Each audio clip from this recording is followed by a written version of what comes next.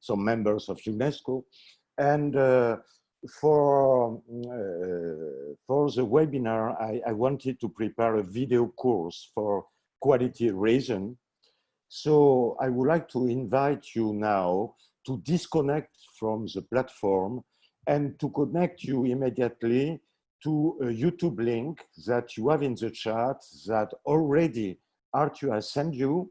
So you will have my presentation like in live, and we will meet us back at the end here to share comments, to share questions, to think together on the remaining time. So thanks a lot.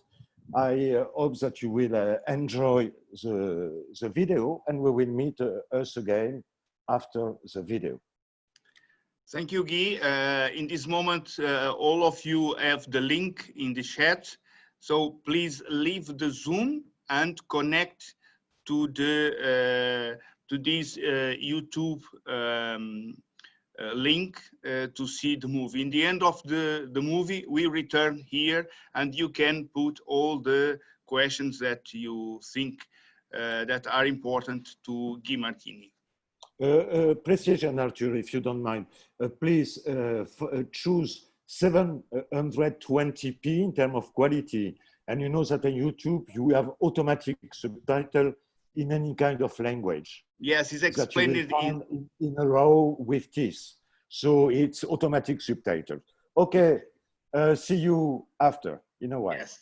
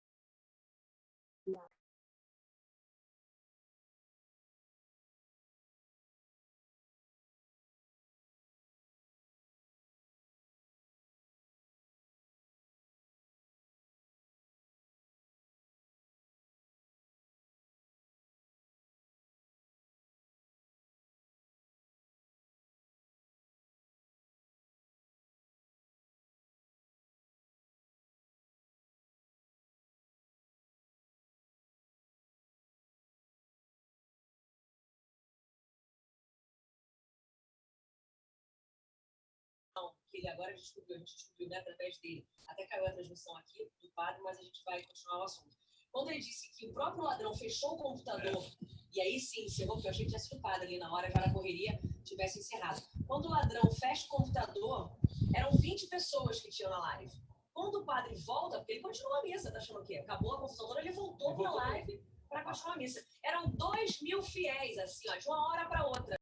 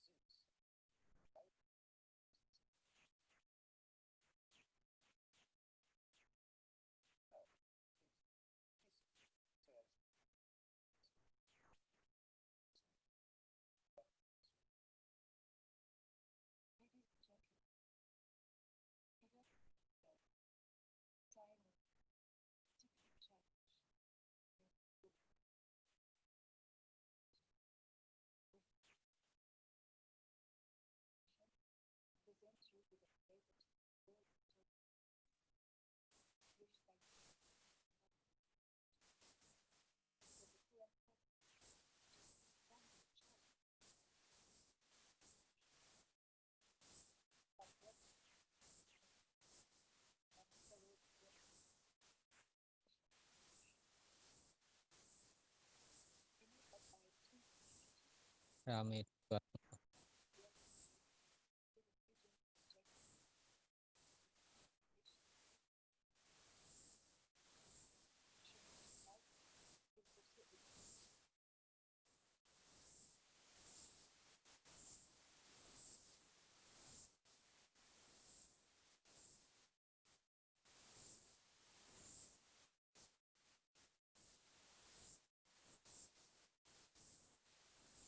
Nyata di itu baru jam dulu.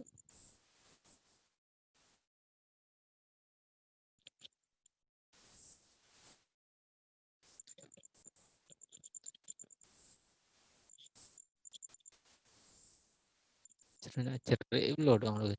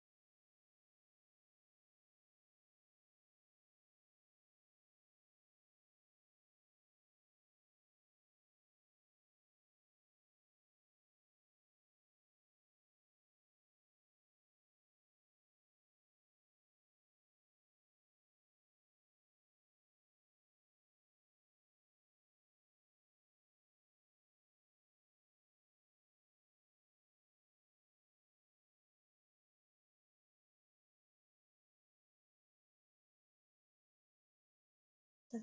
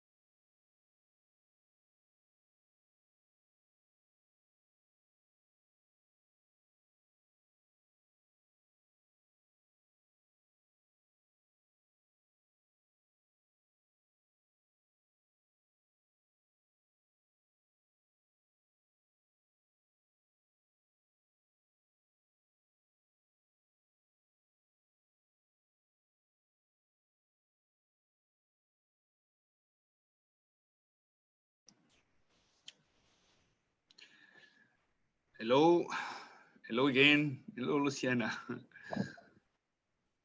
Hello, Guy. Hello, Arthur. I think that you are late in time, and if there are questions, I suggest you that I will be present in the general conversation within 2 hours, right? 1 hour. In 1 hour.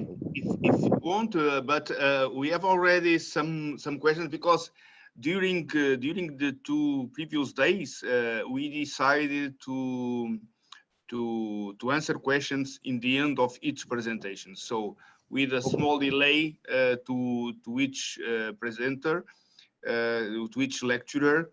In fact, the questions were made immediately after the presentation. So if you want to answer from now, I have already one. Of course, it's up to you. I have already one here. It's from Mauricio Blanco from Colombia. He said, geoparks are scenarios for education on climate change, natural risks, and harmony with nature. However, in these times, there are governments that deny even the pandemic and powerful political groups that believe that the Earth is flat. How to bring a geopark project to this decision-making? Well, this is an extreme case. Of course. This is an extreme case. I mean, developing geopark begins to follow the concept. The concept is a bottom-up approach. I mean, the base of the geopark, beside the scientific interest, beside any kind of heritage, is to be able to involve the population, to have the population as owner of the project of geopark. And when we success in it, the population itself will do the necessary pressure on local, regional government to help to take in account geopark policy and geopark establishment. So I don't know what to answer exactly on this extreme situation, but the key is all the time based on the dialogue with local population, sharing with them, learning with them, exchanging with them, and by that we have a growing process. Yes, Guy. Of course, this is new times that we are facing now, and we are trying to redefine, as you very clearly put on your movie. I think that it's very didactic.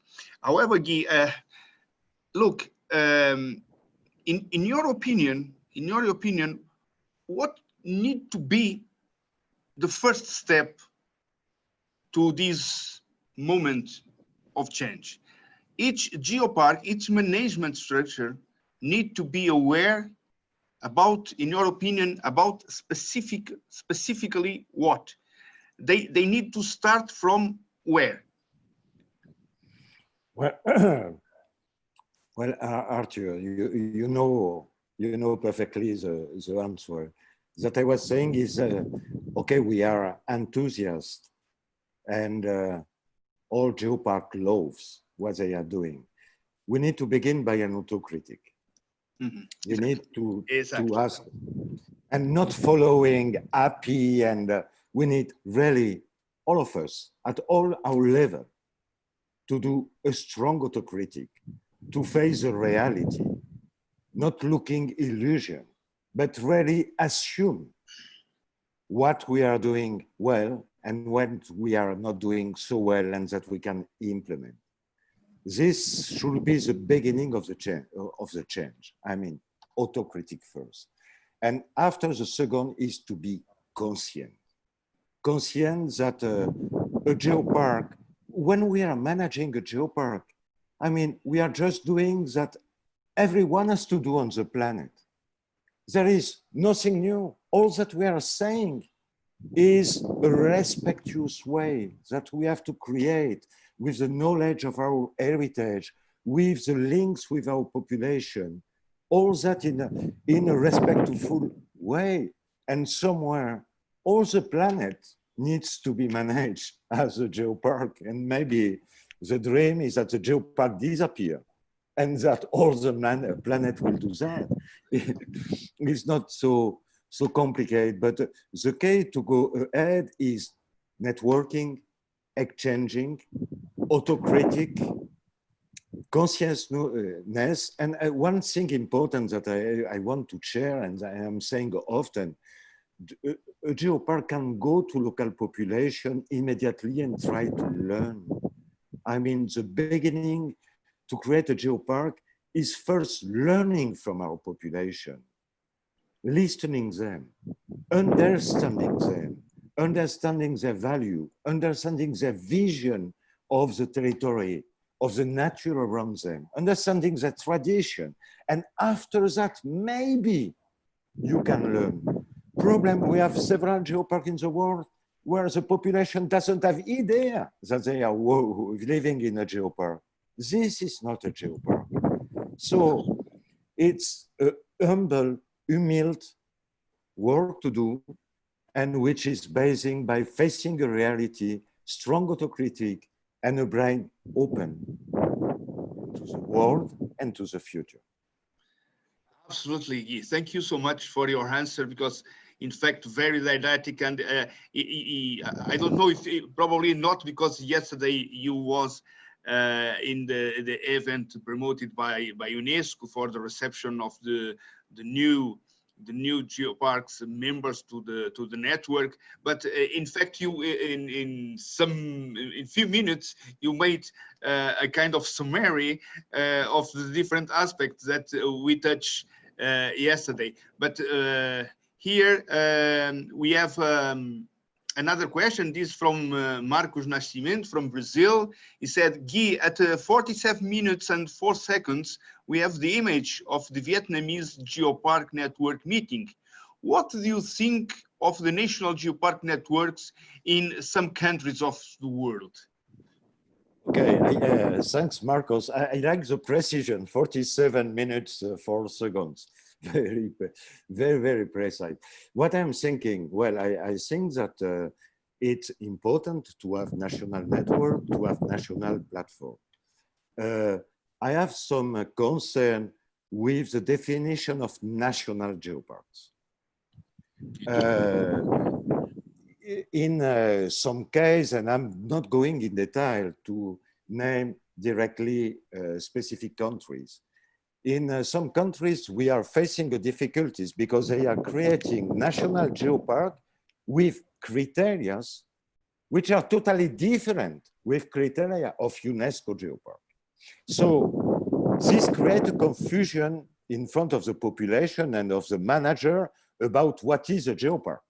Because in some cases, national geopark are simply geological reserve or geological park. And after that is extremely complicated to explain the jump from national geopark to a totally different concept, which are a UNESCO geopark. So national networks are necessary. National networking is necessary.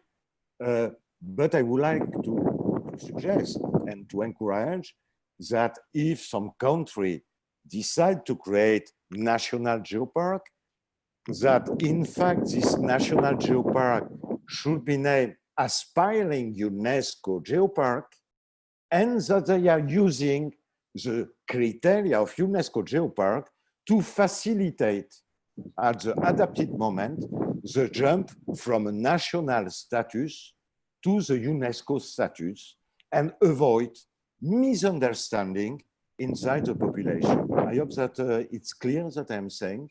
Arthur, I don't know. Arthur, micro.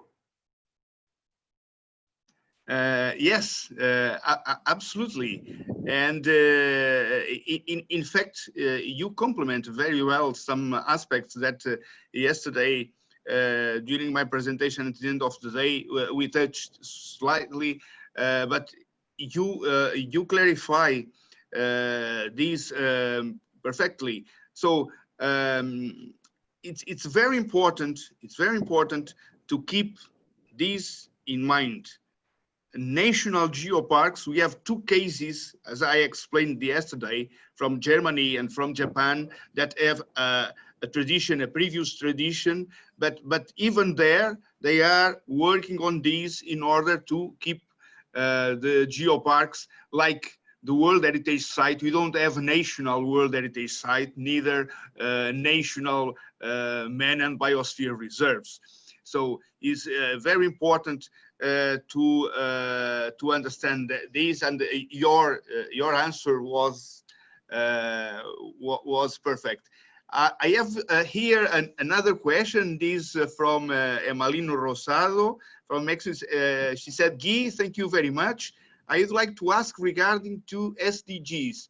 There is some proposal to include the targets and indicators of the SDGs as part of the evaluation form and procedures. Well, SDG are totally embedded in already, not with the structure of SDG, but they are embedded in our evaluation and revalidation tools. So the Council this year, last year, has produced new evaluation tools, and you must have seen the new checklist, which was published a few months ago, with an explanatory note, which is for me a new tool, very simple, very effective, because we have done a lot of tests before, and it works, and the results are good. We can do a mistake, and this will help exactly Geopark to know how they are for their candidature. But we can change all the years our evaluation form, our documents, and it's not planned that we will do an evaluation document clearly identifying SDGs inside. But it's clear that another lecture of our documents shows that at least 80% of the SDG are included in the different categories that we are facing in our evaluation document. I hope that I have answered to Emmaline. Absolutely. Only to say you that Marcus, about your explanations, said, excellent friend. Important explanation will help people to understand better here in Brazil. Thank you for your help. This is very important. Guy, meanwhile, appear or not another question, I would like to ask to those that are online to open their video cameras in order to take a picture with you for for future remembrance. So please switch on your cameras, and it's nice to see so many friends from all over the world.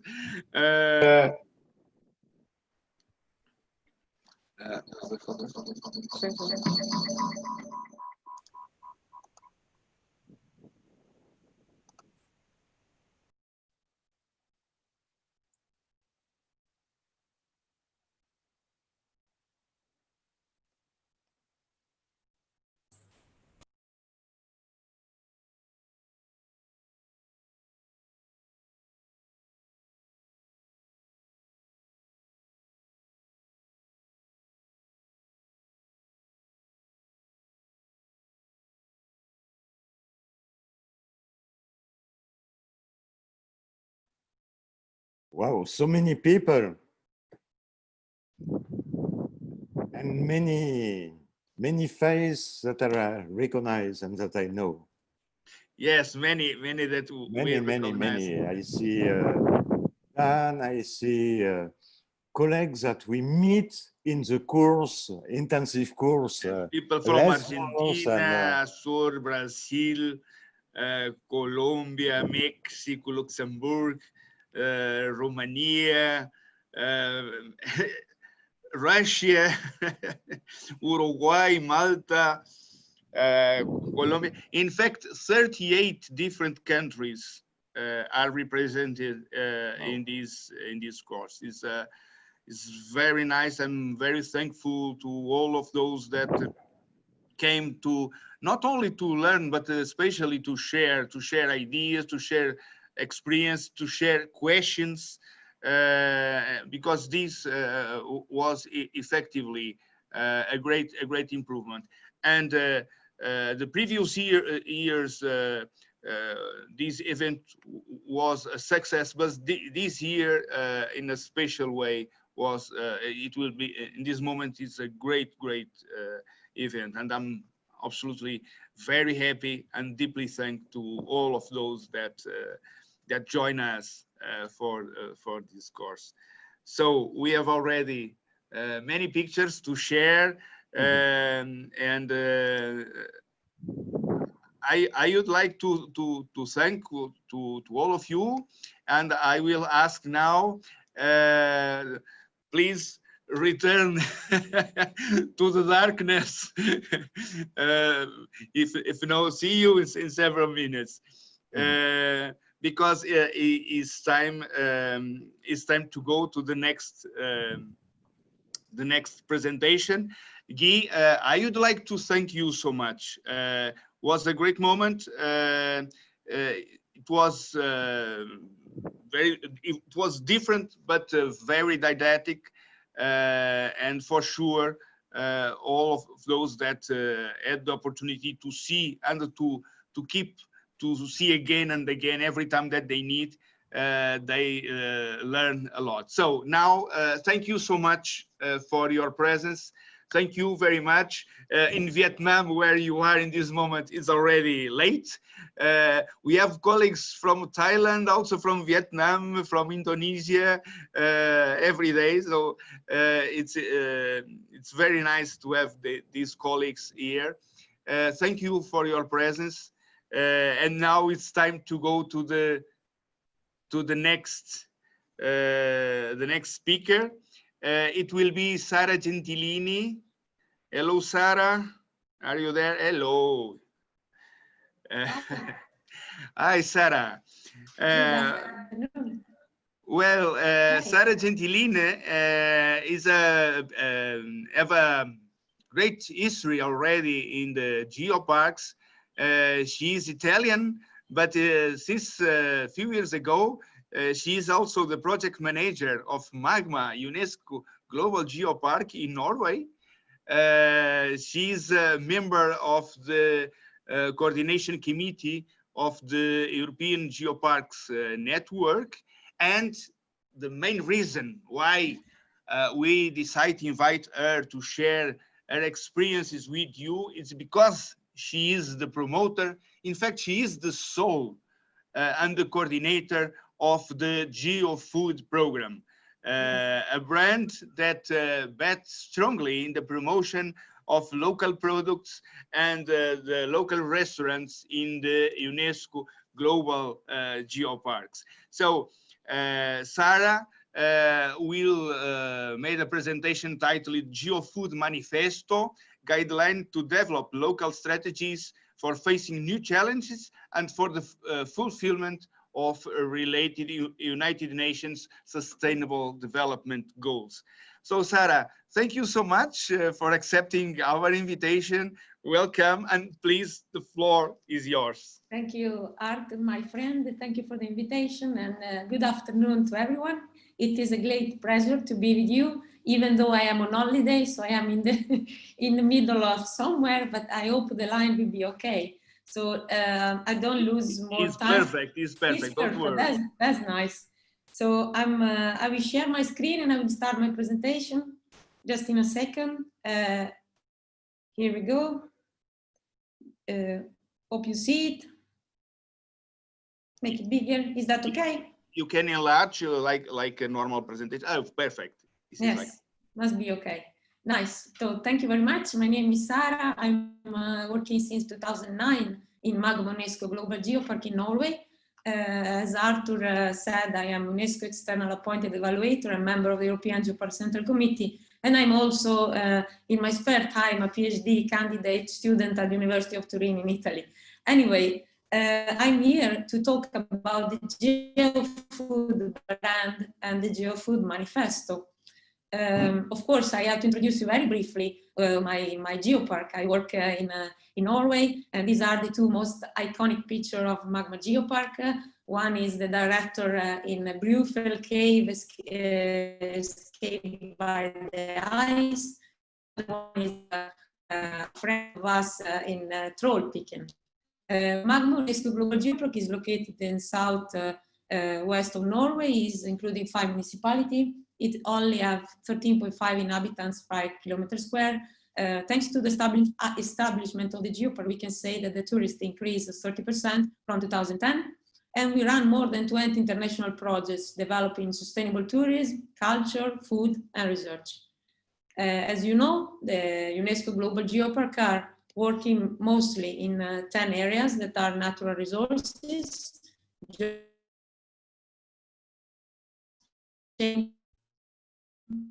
culture, intangible and tangible cultural heritage, increasing the role of society about women, and sustainable development. The sustainable development goals are probably not new to you. There are 17 sustainable development goals, and 169 targets have been detected. And by 2030, United Nations find these targets as the one of the most important achievements to be developed through actions in order to increase and better manage earth resources, gender equality, education for all, reduce the inequalities, life on land, life below the water, etc., etc. What I like to underline in this very short presentation is our GeoFood brand that's is mostly GeoFood, traditional and local food from UNESCO Geopark territories.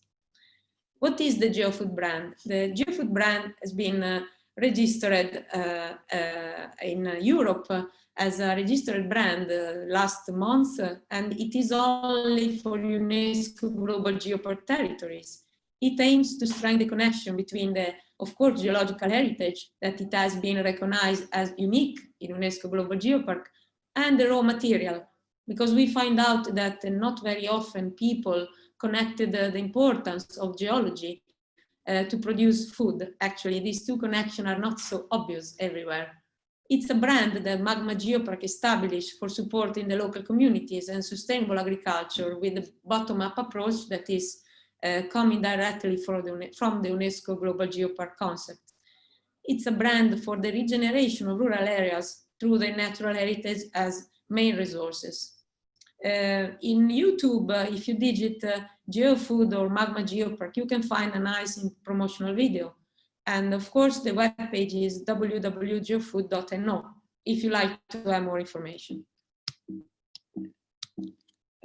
Yes, don't manage to change the slide anymore for some reason. Let's try this. Okay.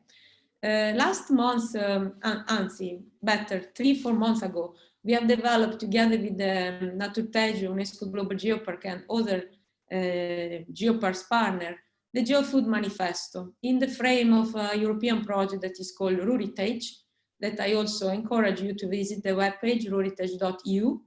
We managed to strengthen the already existed brand and try to give guidelines that are more clear and more specific at the same time for local producer and geopark manager that would love to implement the brand. Basically, the GeoFood Manifesto, as I will tell you later, it works within some of the United Nations Sustainable Development Goals. It's for the promotion of biodiversity and improvement of soil quality, adopting responsible and sustainable farming practices. So we are very careful that all our GeoFood partners are taking care of the land, taking care of the soil, and use sustainable farming practices. Of course, we like to create a healthy environment and healthy food, especially implementing integrated pest and weed management. So that it means that within an UNESCO Global Geopark that decide to implement a geofood brand, that must be a very, very close relationship with the farmers in order to implement sustainable agriculture in a real way. So if farmers or a restaurant would love to use, but in this case, let's talk about farmers. They like to, and they are inside the UNESCO Global Geopark, and the UNESCO Global Geopark has a very strong connection with the farmers. They can ask the membership to Magma within the GeoFood brand. But in order to use this brand, the farmers have to have effective waste recycling system, grow in seasonal product, they respect the rights of the workers. We like to enhance the use of kilometer zero food in the daily use. And actually, we like to work together for new innovative project opportunities. So the GeoFood Manifesto, as I said briefly before, it works within the United Nations Sustainable Development Goals. It can contribute to fulfill some of the United Nations Sustainable Development Goals. For instance, the Sustainable Development Goal #1, ending rural poverty to ensure food security, or the Sustainable Development Goals 2, like the food should be safe, sufficient, and affordable for all. Of course, working on the quality of local food within local communities, you can better providing the communities with the kilometer zero food that is much easier to find than food that is coming from outside the country. The GeoFood can also contribute to good health. In fact, everything related with health starts within nutrition. Good nutrition improves good health. The sustainable agriculture has also the potential to address water scarcity. So again, GeoFood can contribute to the Sustainable Development 6. And as you know, the Sustainable Development 8 is about reduce poverty, and the food production grow in low-income economies, because a lot of global geopark are in low-income economies. Is not the case of Magma Geopark in Norway, maybe, but is the GeoFood aim to be distributed all around the world, from China to Vietnam to very low-income villages that like to support the geopark in developing sustainable practices. So we find out that this food production growing local income economies can also support to reduce the poverty, like the Sustainable Development Goals 8 says. Of course, we also find out that during the COVID, a lot of priorities were changing, and the creation of local food kilometer zero chains was crucial. I think most of us has experienced that. In fact, the food become more and more important. We, in a way, discover again the importance of our little green spot around our houses. And we also, I think, discover the importance of growing our local food. So, of course, increasing the relationship between local producer, local inhabitants in a kind of solidarity was also a key to my team. In fact, in Arqua, where Arthur University is based, the Agricola is a wonderful project that includes the GeoFood brand. They work very hard during the COVID pandemic to sustain local community with the door-by-door delivering local food. That is an amazing services that support this isolated community in this moment of pain, not only because of the food, but also for some kind of feeling that someone is taking care of yourself. When you are isolated in a house, it is very less, so more and more. And of course, we know also that one of the reasons of this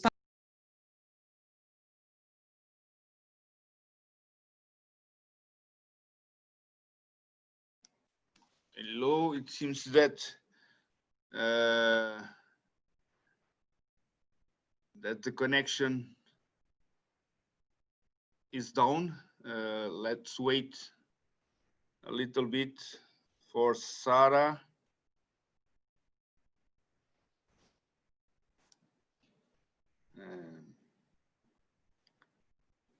We lost Sara, in fact, Jennifer. let's see if I hope she is able to understand that the connection fall.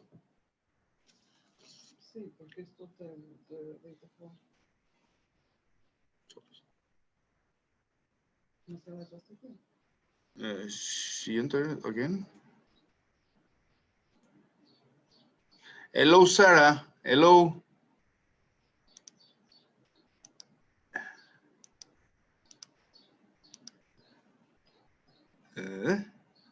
Ativar o áudio não consigo. Vocês ativar o áudio? Não. Ativo outra. Okay. Hello, Sarah. Yes. A small problem because your connection fall. Okay, so you can restart from the more or less. Yeah. Do you hear me? Yes, perfectly. That's again. nice. Okay, so I Well, just welcome back. Yeah, I'm sorry. I just start from here again. No problem. No problem. At this moment, we have 9 UNESCO global geoparks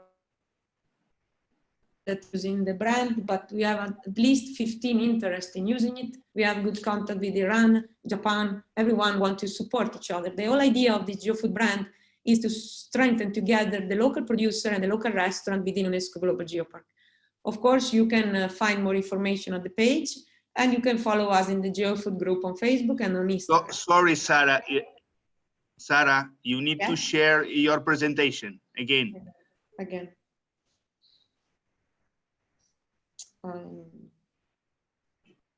Non funziona più.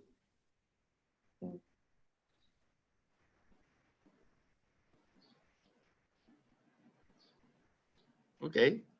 Okay. Okay. Okay.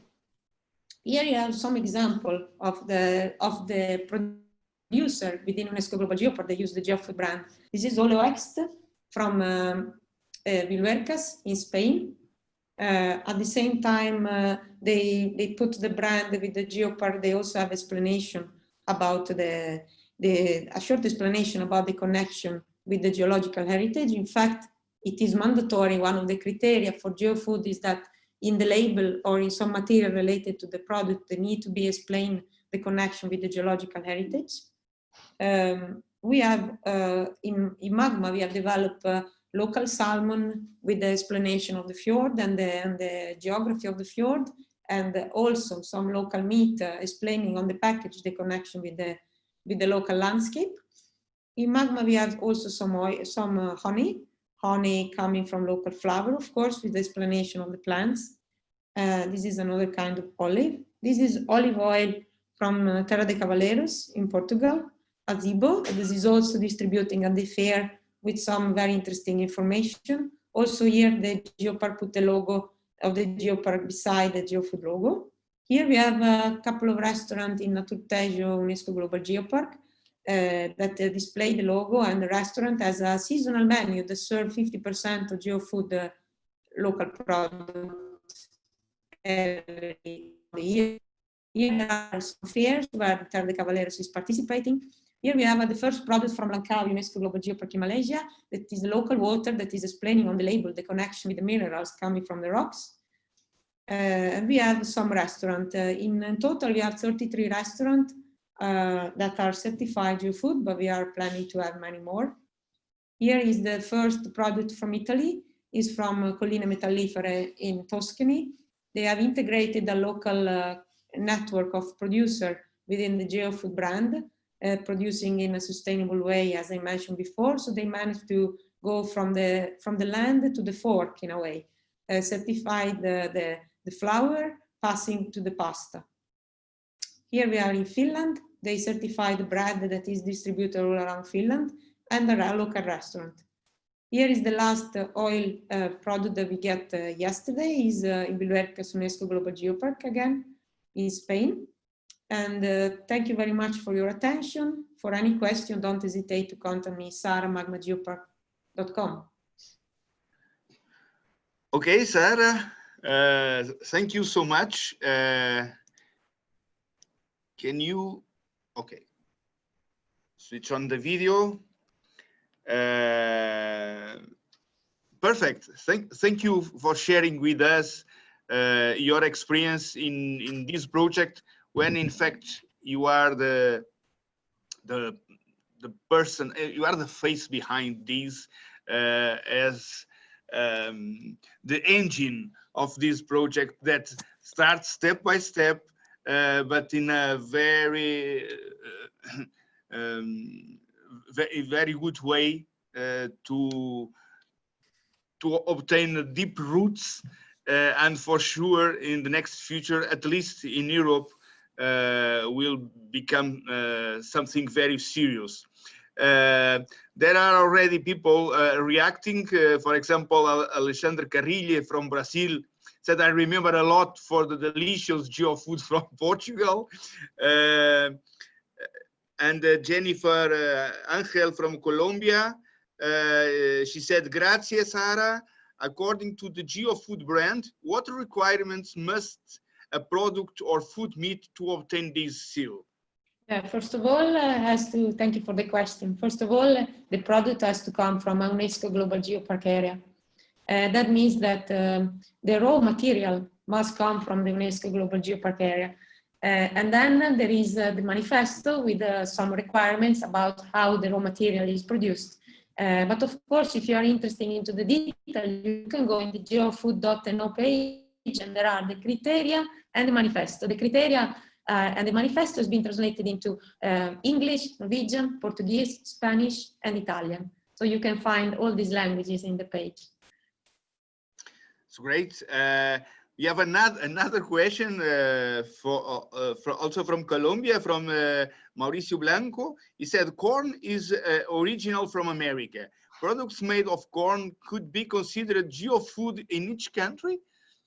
That's a very good question. also chocolate. Actually, no, because we have, for instance, we have a factory of chocolate in Magma Geopark. They produce local chocolate. We cannot certify geofood because more than 50% of the raw material is not coming from Norway. So that's the whole idea. So actually, no. But for example, since the 15th century, we have the corn in Europe. Of course, that's true. So if it's a local production. With bread, we made sweets and all things with the corn flour. But in this case, if it is a local production, it's considered, right? Yeah, of course, yes. If you have a maize field within the geopark, of course, it can be geofood. Okay. And a question from Elga Chulepin from Uruguay said, hi, Sara, congratulations. Can you explain the difference in sustainable food production and organic production? Yeah, it is a very huge and slight difference, I find out myself. That's because it's about the use of pesticides. Actually, the use of pesticides are not recommended within GeoFood, but cannot be avoided, because we are not organic certification. We are sustainable. So we try to use as less as possible chemical pesticide within the production, but we are not a label that is aiming to be organic. So that's the main differences. It's okay. Well, it seems that we don't have more questions. However, from the reactions, it seems that people enjoyed a lot your presentation, and I think that was a very good moment, because it was something different in this intensive course, but something that is very, very, very important, because it's a way to give something that it's possible to feel, to see, to taste, and its characteristic from each UNESCO Global Geopark territory. So, Sara, thank you so much for your cooperation. Thank you.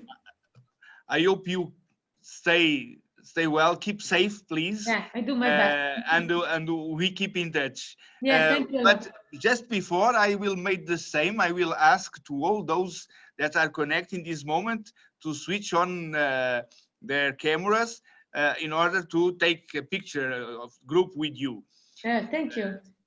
You see, for example, our friend Alan Bowring already, all the people.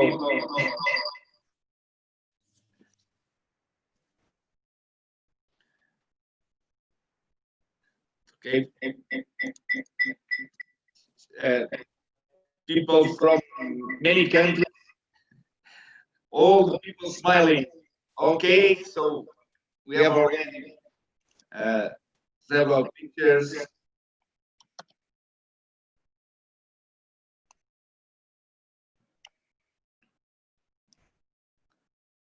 All together with Sara Gentilini. Sara, you disappeared.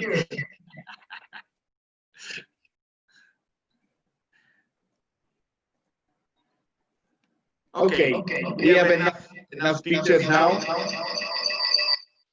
Sound.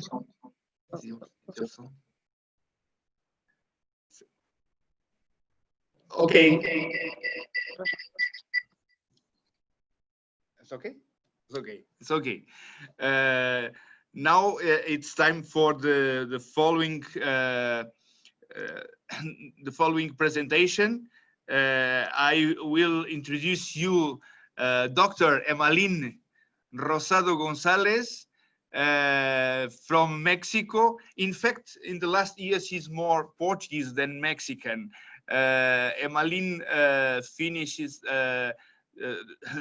about 5 weeks ago her PhD with a huge success. He obtained a maximum classification, summa cum laude approval, a work made about the implementation of the SDGs in the first UNESCO Global Geoparks in Latin America. Was a very interesting study with a lot of very good results. Emmaline worked in Mexico in the development of the works that led to the recognition of the Mixteca Alta UNESCO Global Geopark. She's a geographer, and she works with me in the UNESCO Share on Geoparks, Sustainable Regional Development and Healthy Lifestyles since the beginning. So Emmaline will present you something that we consider very interesting. The title is When the Territorial Reality Differs from the Theoretical Assumption, the Most Relevant SDGs for Latin American Caribbean UNESCO Global Geoparks. Emmaline, thank you so much for accepting the challenge to present. So the floor is yours. Okay.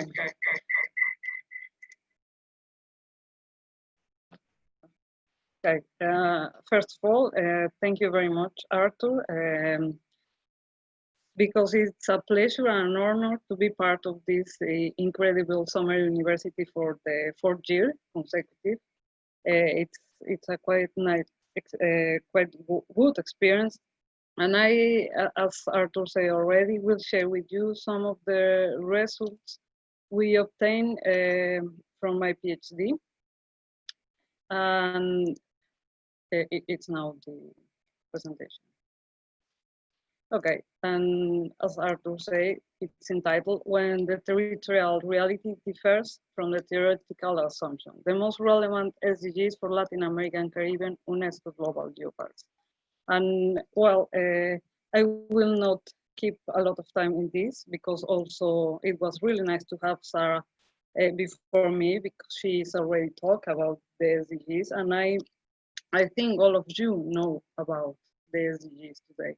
This ambitious and big agenda assumed in 2015 by all the UN member states.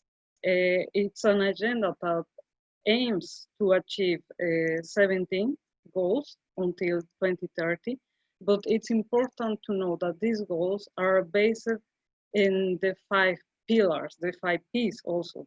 It's an agenda for people, for prosperity, for peace, partnerships, and for the planet.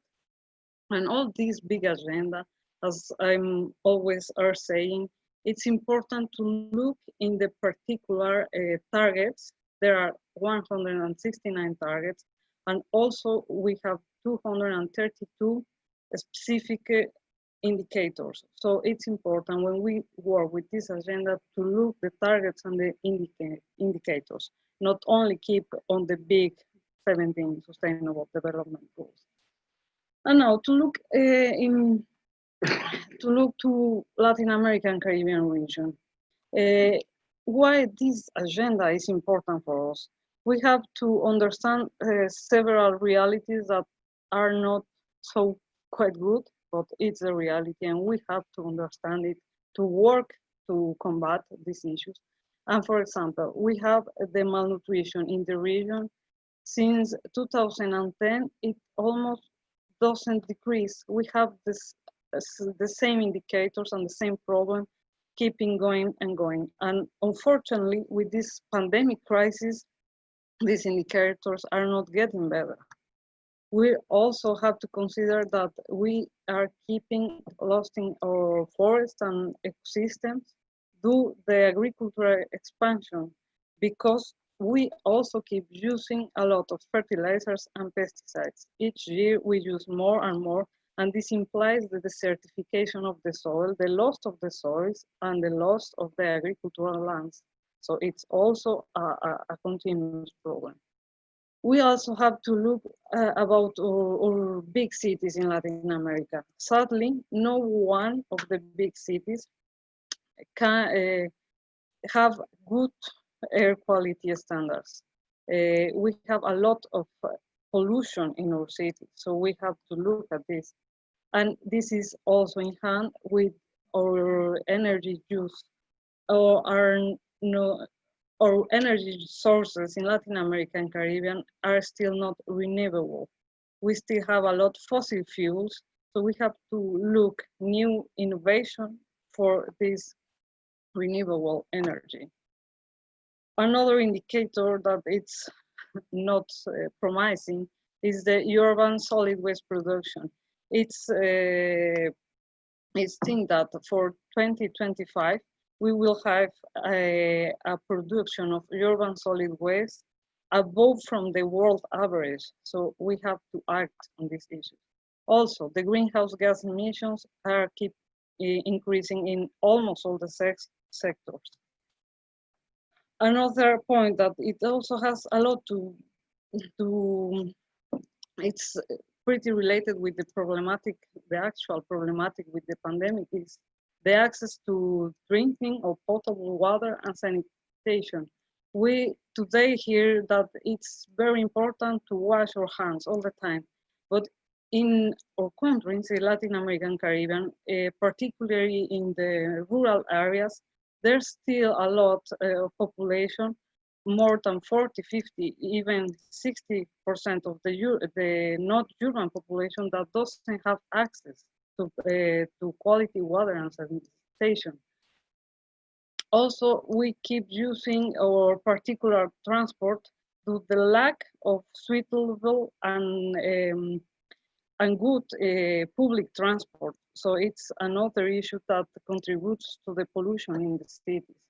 Also, the extreme weather events in Latin America and Caribbean are increasing. We have more extreme weather events, and also our cities and communities, we know they are not so resilient to this kind of risk. We are losing the cover area by glaciers and permanent snow continuously. Another indicator that it's quite important to look is the poverty and extreme poverty in LAC. Since 2012, it doesn't, not only doesn't decrease, it also increasing. And all of we know that after this pandemic crisis, this will not be better. The same with the indicators of violence. The homicide rate, assault rate, sexual violence rate. Unfortunately, in Latin American Caribbean, we are above of the world average. So there are these social issues we have to look at. But we have to stop of the bad news, and we have to look at this. I want you to all go to cepal.org when you can to look which is the institution in your country responsible to implement the mechanisms for the 2030 agenda. Because if you are working in a geopark or in an aspiring geopark, you have to look these documents, because these documents allow us to understand the agenda now in the global context, but in our local context, in our country context. So please go to find this, because it's important to work. And these organizations as institutions of each one of the Latin American Caribbean countries have created national development plans focused specific on the 2030 agenda. And when we have an analysis of the key concept of these management plans, we found this kind of words: education, economy, employment, health, institutions, security, tourism, energy. So these words also refer us to another common thing we are talking all these days: UNESCO Global Geoparks. The UNESCO Global Geoparks are territories that, through education and promotion of employment, economy, tourism, try to improve the territories and the sustainable development. So what is going on about Latin American Caribbean regarding geoparks? Today we have 8 recognized territories in the region. The first one was Geopark Caribe in Brazil in 2006. 7 years later, we have the second one, Grutas del Palacio in Uruguay in 2013. 4 years later, 2 more appeared, both in Mexico, Mixteca Alta and Comarca Minera in 2017. The last year, we have 3 new members: Putralcura in Chile, Imbabura in Ecuador, y Colca y Volcanes de Andagua in Peru. And this week, we have the new member, the Rio Coco in Nicaragua. But even we only have these 8 territories, I want you to look this graph. This graph shows the growth of the Geoparks network. And as you see, since 2004, almost all the regions start working and start growing. But what happens with our region? Our region is shown here in orange, and we appear almost since the beginning, but we keep there in the floor. And why is that? I also expose here a yellow line that it shows how it will be the growth of the Latin American Caribbean geoparks if all the projects that intend to become geoparks will do have success. So what is the problem? If there's a lot of effort and lack of results, it's important to us to look why, if we have more than 50 initiatives working, we only have 8 territories. And the answer are a lot. We have a lot of problematics to think about it, but we will keep just in a general perspective, idiosyncrasy. And this doesn't mean that the Latin American Caribbean idiosyncrasy is bad.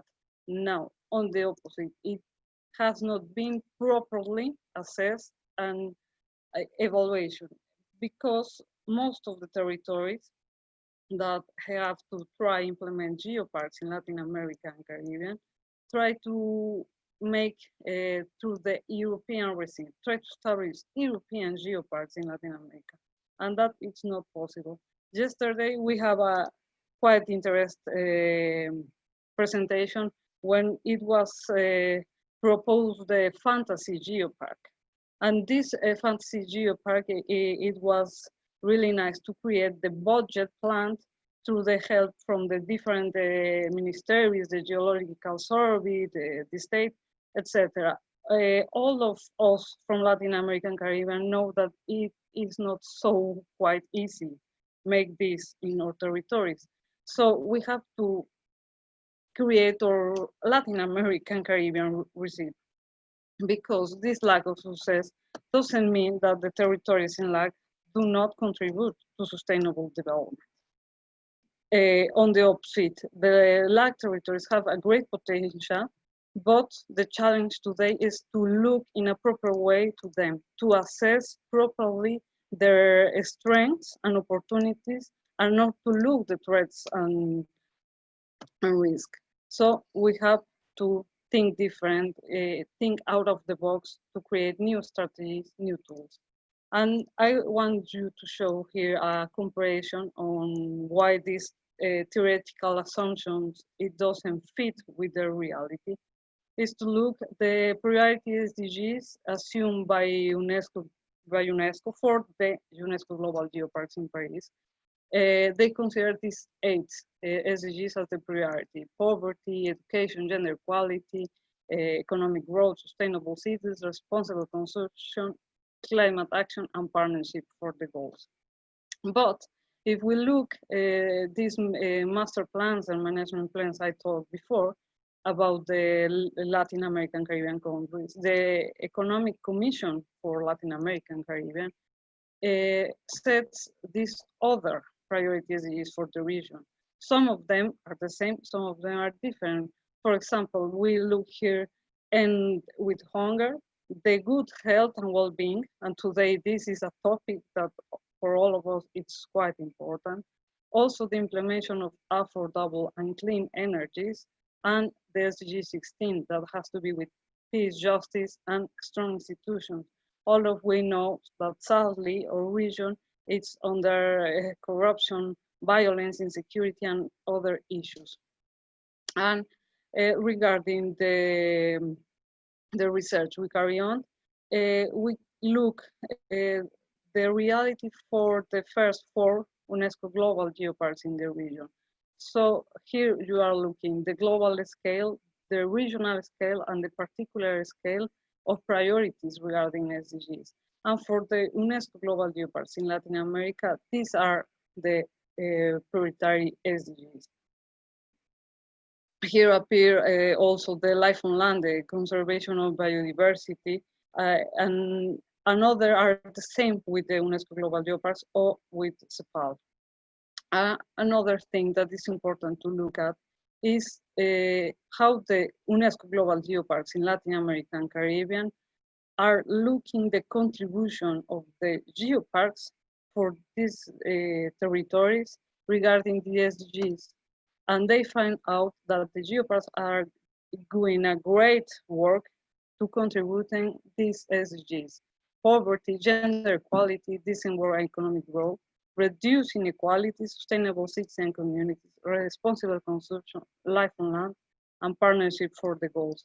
You can get from here different conclusions, but I will give 2 mainly, and it's to look you that in a global, regional, and local scale, the objective 8, it's basic, decent work and economic growth. And also the geoparks are working pretty well on this SDG. But on the opposite, if you look the SDG 4, quality education, is priority on a global scale, regional scale, local scale, but the UNESCO Global Geoparks in Latin America identified that the contribution is still not be quite enough. So it's important to us to look at this challenge and work more in this sense. And now I will show you some general examples on how these territories contribute for these SDGs. For example, for SDG 2, zero hunger, but this is also related with the agricultural practice, to sustainable agricultural practice. And Mixteca Alta, UNESCO Global Geopark, are doing a great job in this sense, creating a bank of native seeds of maize to preserve the species and also to help the agricultures to sell their products and also to empower their sustainable traditional practice of agriculture. For SDG 3, good health and well-being. The example could be Araib, also Mixteca Alta, Imbabura, because the geoparks try to implement healthy lifestyles and spread the word that having a healthy lifestyle it's benefic for our health. And also, Grutas del Palacio, there is not a race, but they have the regatta of the Geoparks, but it's also a well-being and healthy lifestyle. But here I have another example that I like a lot because it can mix the SDG 2 with 3, that it's in Araib. They made a race in bicycle, but in order to get the inscription, you have to pay with food, with 2 kilograms of food. And this food, it will go to association to help the people that doesn't have possibilities to get these resources.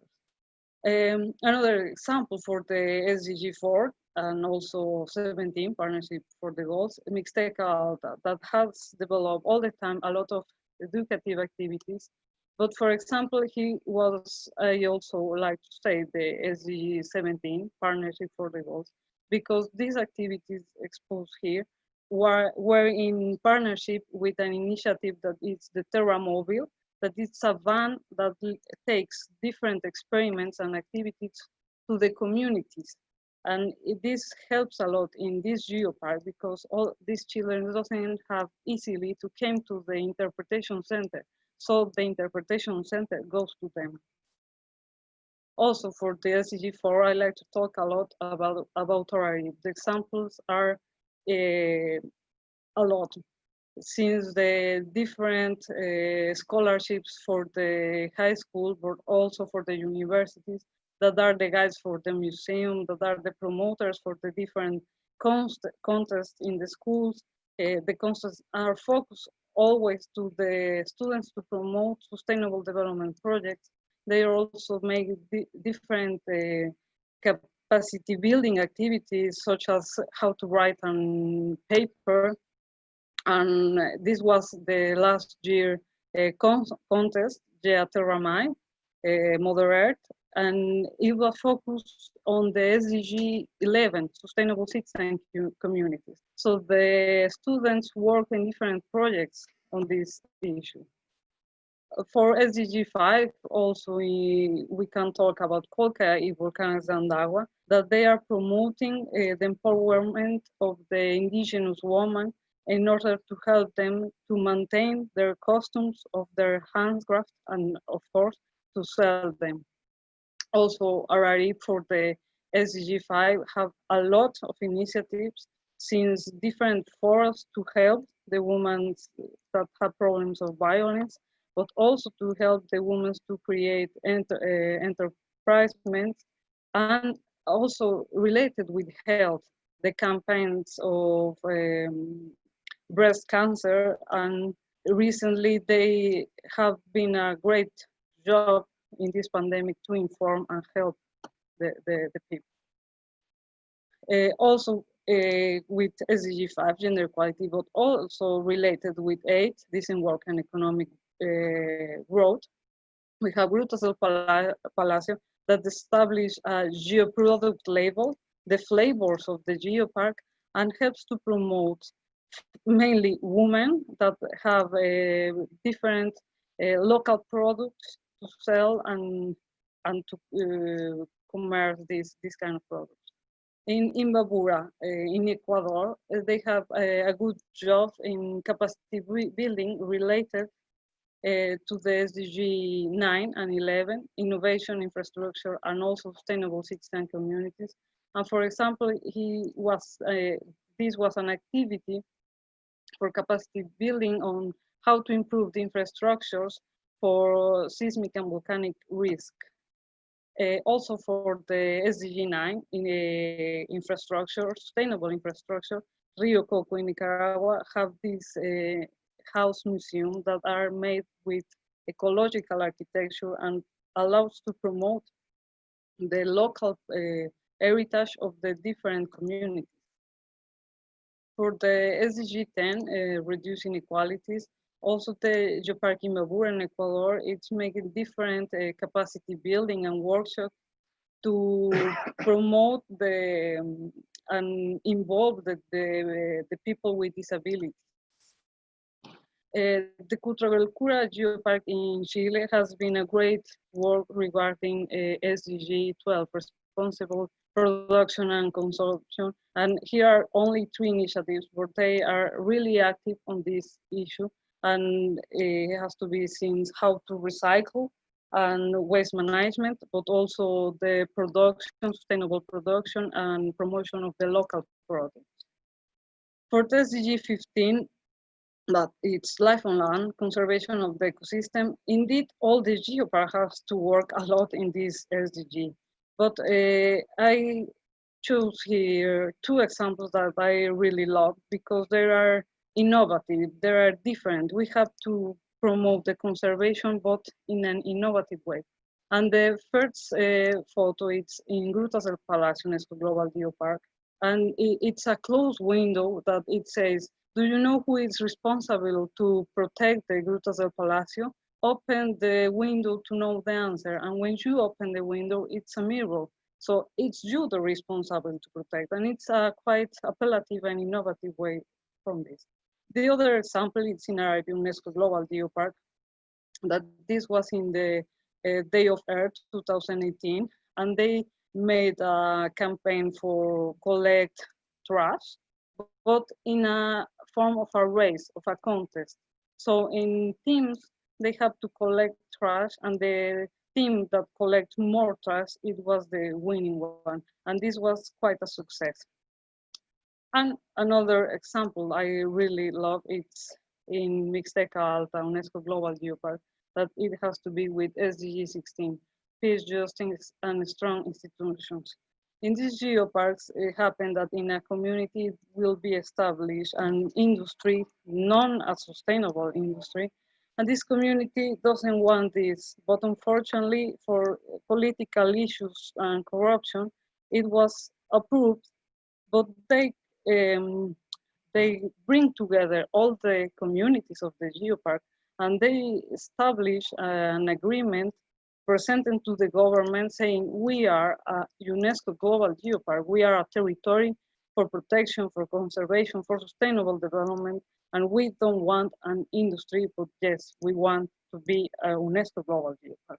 And they happily achieve this situation. So it's a good example. And the last SDG, but not the least, the SDG 17, Partnership for the Goals. Well, the examples are indeed the Latin American Caribbean Geoparks Network, but also I want to have the attention for something all of us have seen the last months, the webinars of COVID-19. All the geoparks, all the territories in Latin America, and not only the UNESCO Global Geoparks, also the aspiring, or maybe the aspiring are the more active, have developed a lot of webinars, a lot of partnerships. And in this sense, just to finish, I want to reflect regarding our reality, because we talk here about when the theoretical assumption doesn't meet the reality. The reality today is we have this issue, COVID-19. And sadly, the United Nations Development Program estimates that the global human development, that it's a combination of a lot of indicators of education, health, and living standards, could fall this year for the first time since 1990, when the measures began. Will be the first year we will have a negative human development. And for example, about 736 million people still live on less than $1.90 per day. Now, with these crises, this can push 500 million people back into the poverty. Another issue is that 829 million people still undernourished. But with this crisis, this could push millions more into further distress. And even before the crisis, the world was off track to ensuring healthcare for everybody by 2030. Now, we face possibly alarming setbacks. Also, 60% of children around the world are not getting an education. And in particular in developing countries, and this is part of Latin American Caribbean estimate that 86% of primary school children are not being educated with this pandemic crisis. Also, the International Labour Organization reports that more than 1 in 6 young people have lost their jobs since the pandemic began, and those that are still at work have seen their hours reduced. And also for the SDG 16, we know that all these issues will create more poverty, more crime, more violence, and political instability in our countries. So just to finish, some challenge. We have to look maybe to these SDGs. Good health and well-being, quality education, decent work, and pass just in strong institutions. Because in our region, we know that the health issues are deeply, even before the pandemic. Also, we know that it's a region with a lot of child labor against education. And after this, the families will be in more need, so we have to fight to this. And also how we can have our budgets and combat poverty, insecurity, crime, and corruption. And the last but not the least, look at the gender equality. Latin America and the Caribbean is the most unequal region in the world, and as such is more vulnerable to a socioeconomic crisis. And sadly, poverty has a gender dimension. The woman in Latin American Caribbean maybe will be the most will suffer with this pandemic situation. And with this, I called to my friends of the GEOLAG that created recently a gender equality working group to attend this issue, because it's quite important to look at this. Thank you very much.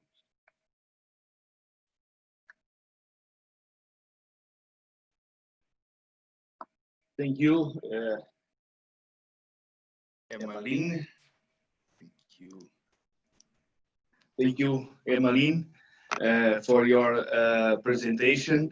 I think that it was a very, very interesting view about this reality, especially in Latin America. We are here in 4 meters distance among both, but in effect, Emmaline worked a lot in this theme related with these issues, especially the impact for the SDGs. And we have already here one question from Maria Rocha from Portugal. She said, "Dear Emmaline, excellent presentation and with very interesting results and great explanations around the SDGs.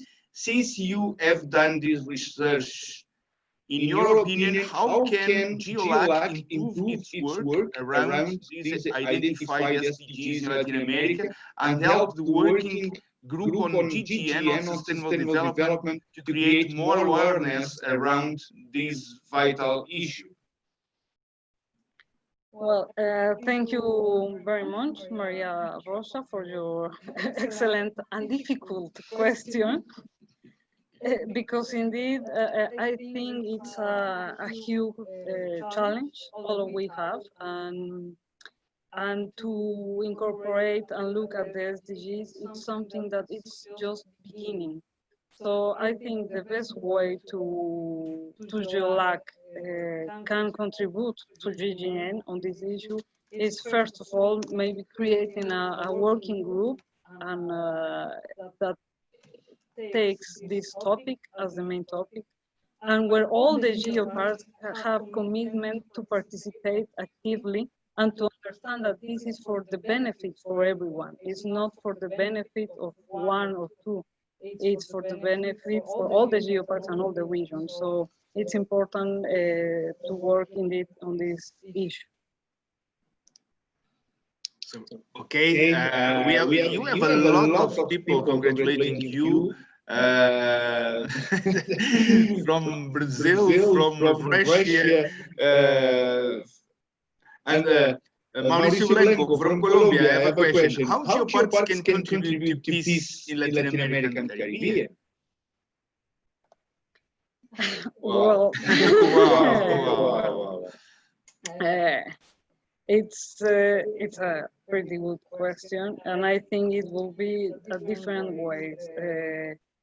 But taking as the example I mentioned, maybe the initial best way is the label UNESCO. It has respect. And as I say, in the case of Mixteca Alta, I know for sure that, or almost for sure, that if the Mixteca Alta it wasn't a UNESCO Global Geopark, this industry today it was here. So how UNESCO Global Geoparks could help us to these two strong institutions? The UNESCO label indeed support this and can help us to promote the cohesion of territories. Because when we in our countries go to a proposal and it's a proposal from the governance, automatically we have groups that doesn't like. But when we talk about ANA, it's a project that it's protected by UNESCO, it's more easy to bring all the people together. But indeed, it's a big challenge. Okay, and we have another question from Colombia, from Catalina González Tejada.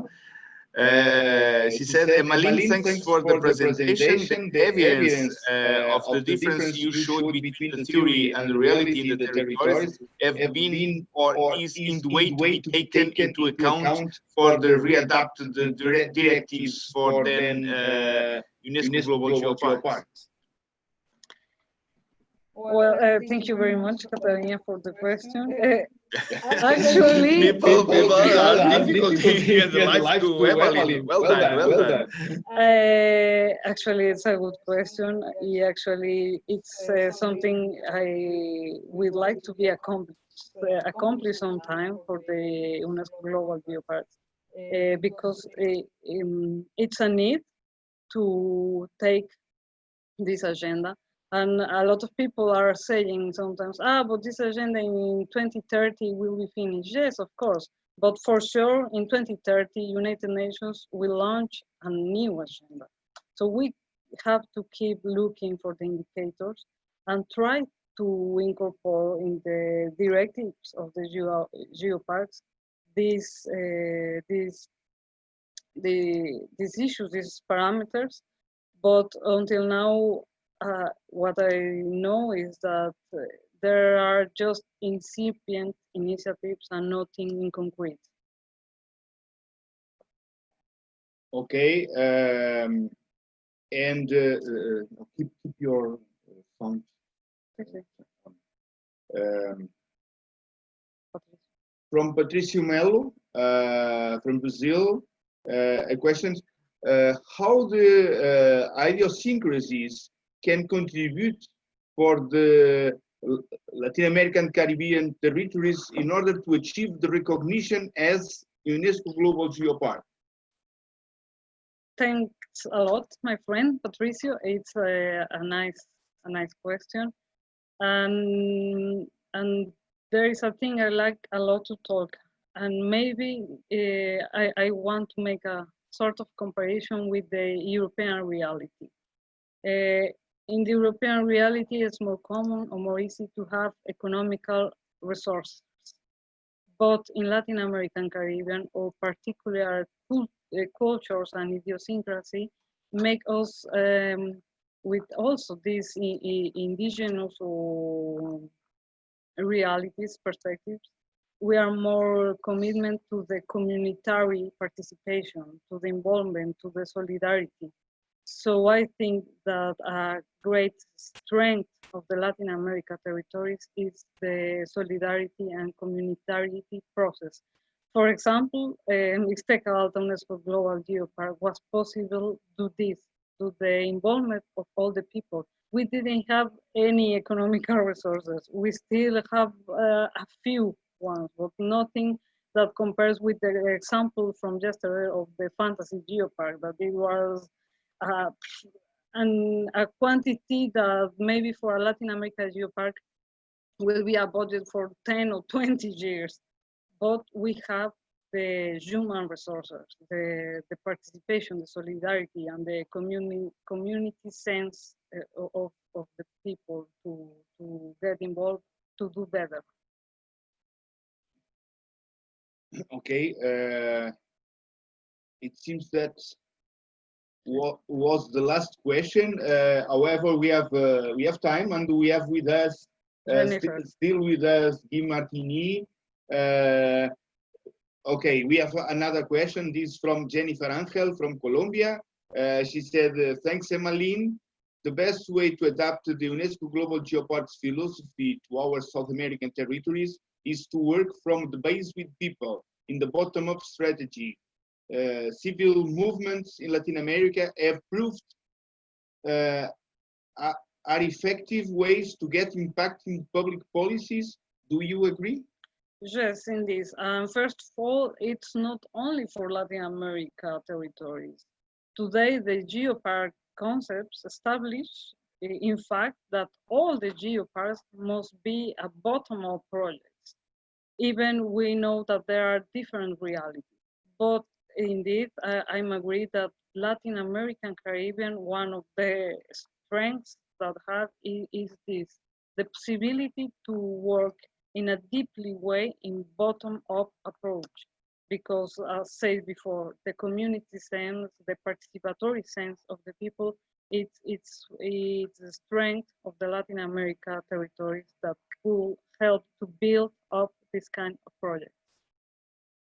Okay, Guy Martini said that it is not in accordance with the differentiation that you reivindicate.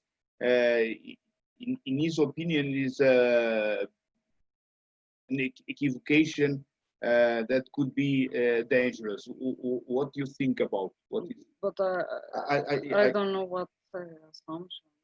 I asked him to explain. But meanwhile, Guy probably explained in English. Gorky Mariano, Professor Gorky Mariano from the Federal University of Pernambuco in Brazil, he said COVID-19 showed in very fast way the fragility of many small businesses. Many will not survive in the day after. How do you think that Geopark network may help? This probably for you and also for Guy Martini, please. Yeah, well, it's a big issue, and in fact, I think no one has a strong answer to this.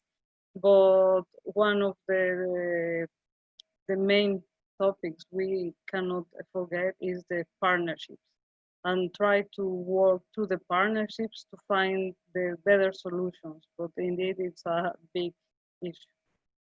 Okay, I don't know if Guy, can you activate your video and probably to also answer to this question from Professor Gorky Mariano.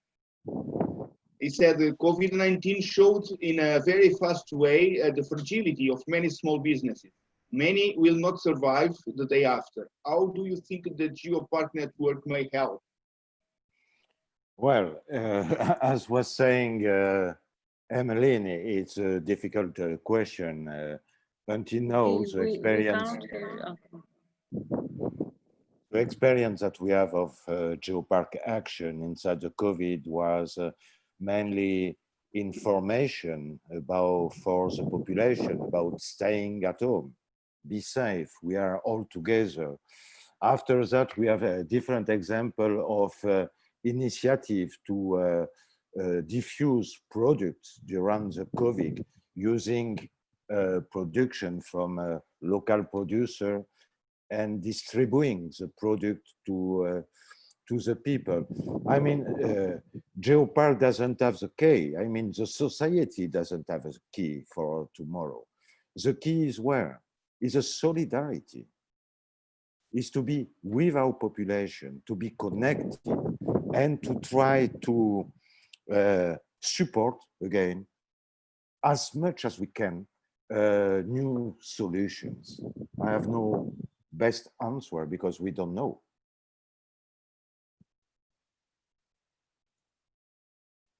Hello, Arthur? Sorry. In a moment, we did not realize or we did not understood very well your comment when you said that you are not in agreement with difference about the M explanation. No, no, Arthur. It's a long history. I have tried to stay and follow the presentation of Sara, and I was very interested to see the great work of Emma that I have heard so many things about, and I didn't get the opportunity to have time. But I get a lot of phone calls, and I don't follow everything. So, in one moment, I was thinking that Emma was developing structural differences between European geopark and Latin American geopark. I don't know if it's right. This no.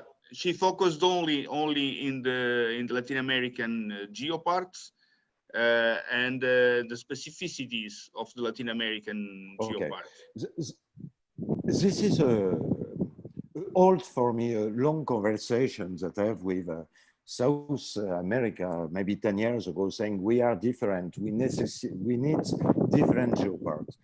And that I want to share is that we are in rural areas.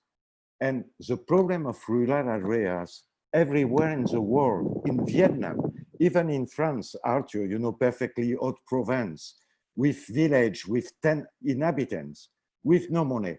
Our problems are the same everywhere. There is no regional specificity. I mean, somewhere is the same fight that we have to do. Of course, reality in Europe is different with Latin America, but the tools and the ways that we have to develop the involvement of population, the support of local economy needs to be the same everywhere inside Geopark, in South America, in Africa, in Asia, everywhere. Yeah, I know this is our wish. However, the reality, many aspects, is different, you know. When we compare a geopark from Germany with a geopark from Magum in Morocco, or with a geopark in Brazil, in Ararip, we have many differences, and these differences are subordinated to questions, socioeconomic realities, different realities. However, yes, the philosophy behind the principles, this is the reason why evaluators use the same and the same topics to evaluate, to analyze, to describe, to take into account. So for sure, we are aware about. However, the differences in between the continental realities are significant in very aspects, and the part of the study of Emmaline, for example, and already published, shows that we have these marked differences. The question is how to interpret these and how to deal with these. Yeah, there are always, well, we have some answer in the way, for example, to read the checklist and to use the checklist. This is an answer, and I think that our colleagues in Latin America have done some experiments, and we are waiting their feedback. I think that it works. One point that I would like to insist, if we have time to speak, is for me the main difference and the strong difference that we have between Europa, if we are speaking about Europe, and South America, is a strong presence of indigenous people. Yeah, indigenous people. This is the main difference immediately. It is a main difference. But I know, for example, Kutrakura has a strong population Mapuche. Yes. And a Mapuche is a very specific ethnic group. in all South America. They are doing some efforts and to integrate, to work with them, and it's very great. But until now, I didn't see book written in Mapuche or any local language. I mean, it's important to do education, but it's important also that all the geoparks in Latin America, which has a chance to have indigenous people work on the conservation of language, on promotion of language. For me, it's a little bit surprising if we have a, I don't know, a Quechua population to see panels in a geopark in Spanish and English and not in Quechua. And this is something that our geoparks in Latin America needs to think. They need to show an example. They need to support local language if there is a written local language, and use the language in all the informative production. You know what I mean? So we are waiting for them also, this kind of work to use as example in other parts of the world, for example, in Asia, where for historical reason, there are maybe less integration of traditional or ethnic groups inside the new societies. Yeah, yeah, you see, it is something that we are dealing from long time, and we need, in fact, to develop not only give ideas or to put in the guidelines, but also to develop research in this territory. So this is important, all these contributions in these areas, when people can go there to understand the interconnections in between different aspects of the society that, of course, after have impact, socio and economic impact in the area. Well, we have here a comment. We need more research studies on these issues and not just empirical ideas, from Maria Rocha. She said, these research studies bring new light to the reality that put in action real activities and projects. Yes, in fact, is that. I don't know if we have more questions.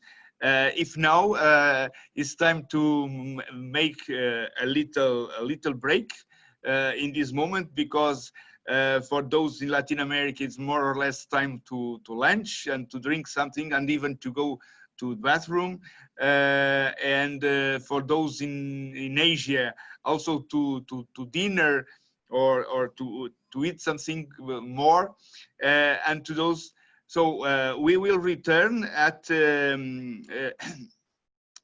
p.m. GMT +1. Also, in 25 minutes, we will be here again. Thank you for your presence. And we will return in 25 minutes for the next panel. Thank you so much for your participation.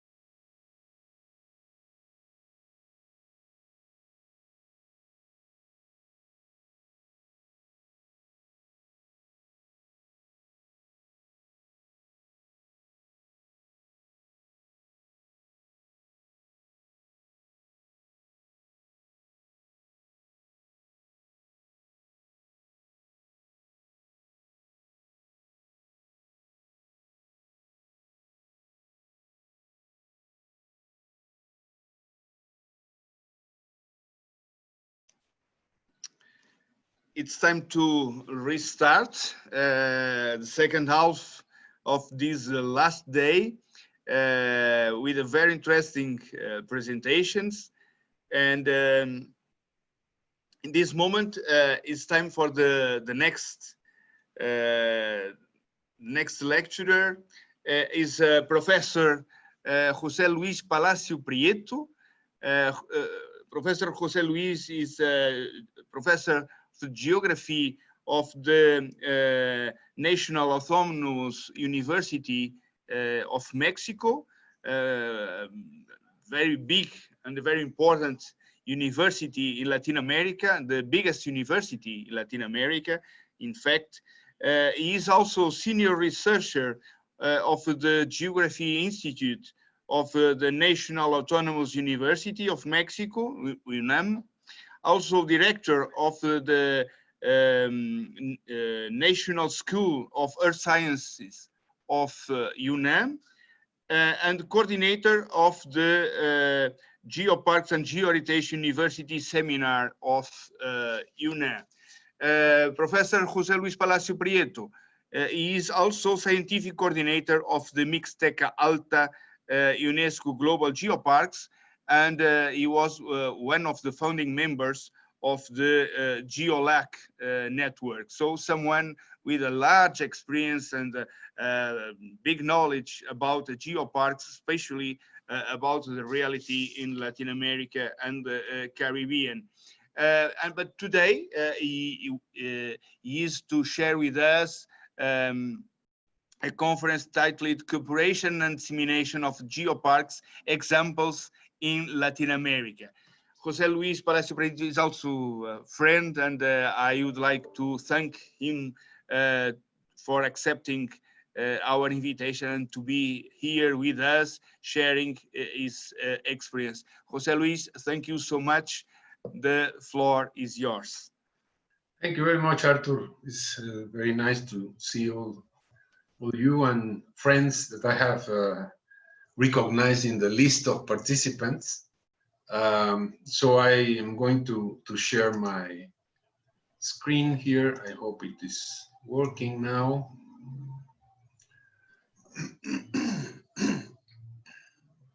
Can you see that? Yes, it's perfect. You can, yes, stick there for the full presentation. Okay, great. Well, thank you very much, Arthur, for your invitation. I remember this is the 4th International Summer course, and I had the opportunity to participate in the first one. I was in Portugal in that occasion 2-3 years ago, and it's a pleasure to be with you again and to see the success of this course. I remember when I was there, there were about 40 or 50 participants, and today, according to the figures you mentioned, there are more than 300 and worldwide. So it's an opportunity in this pandemic's time to share some ideas with all the colleagues around the world. And I'm very happy for that. Thank you very much for this opportunity. So since Arthur just introduced me, I am going to skip this slide. And being the last day of this seminar or this course, I am sure that I'm going to say some things that you have already heard lots of times, maybe, so I will go very briefly. We know that this about the growing interest in geoparks worldwide. In 20 years ago, there were 4 geoparks, UNESCO geoparks in 4 countries. Today, we have 161 in 44 countries. This is quite a successful initiative. And you have already heard for sure that there are several networks around the world: the European network, the Global Geoparks Network, the Asia Pacific Network, and the more recent one, which is the Latin American and Caribbean Geoparks Network. The mechanisms to propose geoparks, to create geoparks. There are many people that want to create geoparks nowadays. And the first thing that we can understand is that it is not an easy task. It's not that easy that I decide to create a geopark today and then in 1 month I will have a geopark. It is not possible to do this. So it requires time, as you have already learned along this course. In this course, I am sure that there are people which are beginning in geoparks, but I'm sure that many others have a large experience, a long experience in geoparks. We have Guy Martini among the participants, so he's like the father of geoparks, we can say, or Arthur, who is also a key person in the geoparks community. But for those who are starting in these topics, you should know that it is not easy. It requires some time. And you know already that geoparks are not only geology, but we have also to consider the geo, the bio, and the socio-cultural diversities. So there is an ABC in geoparks, which takes into consideration the abiotic elements, the biotic elements, and the cultural elements. Although, of course, the abiotic elements are absolutely a must to be considered in any proposal of geoparks. And of course, an interdisciplinary, well-coordinated team is needed in order to propose a geopark. Well,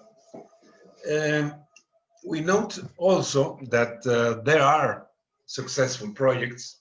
We can talk about the 161 UNESCO Global Geoparks. We have to consider that these projects are, in fact, successful projects. But the point is that there are also many projects that failed for a number of reasons. And this is why, in my presentation, I want to point out the importance of networking, the importance of taking advantage of the experience gained by the 161 UNESCO Global Geoparks and many other experiences. In terms of cooperation, getting advice and information, and how does these geoparks disseminate the idea of geoparks? What is a geopark, and what do I need to create a geopark? Which are the main components of a geopark? This is why we have to share experiences, and all the geoparks that are already designated by UNESCO, that has the recognition from UNESCO, have it is compulsory to share experiences. And this is something which is very important to take into consideration, especially if you are considering to create a geopark. So to talk about some initiatives in Latin America, I'm not going to talk in depth of this, the GeoLAC network, the Latin America and Caribbean Geoparks network. I guess that Patricio Melo, who is after my presentation, he will present and he will talk about this GeoLAC network. Just to mention a couple of things that already Emmaline said something about this. Today we have 8 UNESCO geoparks in 7 countries. Mexico has 2 UNESCO geoparks, and there are 6 aspiring geoparks. As you can see here, there are some proposals already, or aspiring, waiting for the evaluation from UNESCO. In Brazil and Ecuador, we have 2, in Bolivia, in Mexico also, the Huasteca, Potosina, and there are many other projects ongoing. Emmaline just mentioned about 50 initiatives in the Latin American subcontinent. So there is a growing interest in this, but we have to know perfectly what we are doing in order to avoid the obstacles other geoparks have faced and avoid failing experiences. How to make geoparks visible? There are many alternatives. These are not exclusive for Latin America, but we can find these initiatives anywhere in the world. For example, in universities, there are very few, but there are some academic offers regarding geoparks. In specific cases in Mexico, we have a course on geoparks and the assessment of geological heritage and geoheritage in general in our university, in the National University of UNAM.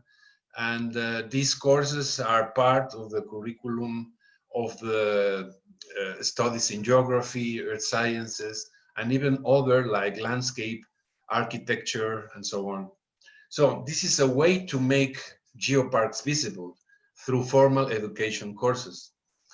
Around the world, the formation, the creation of National Geoparks Committee is something that has been proposed and has many advantages, of course.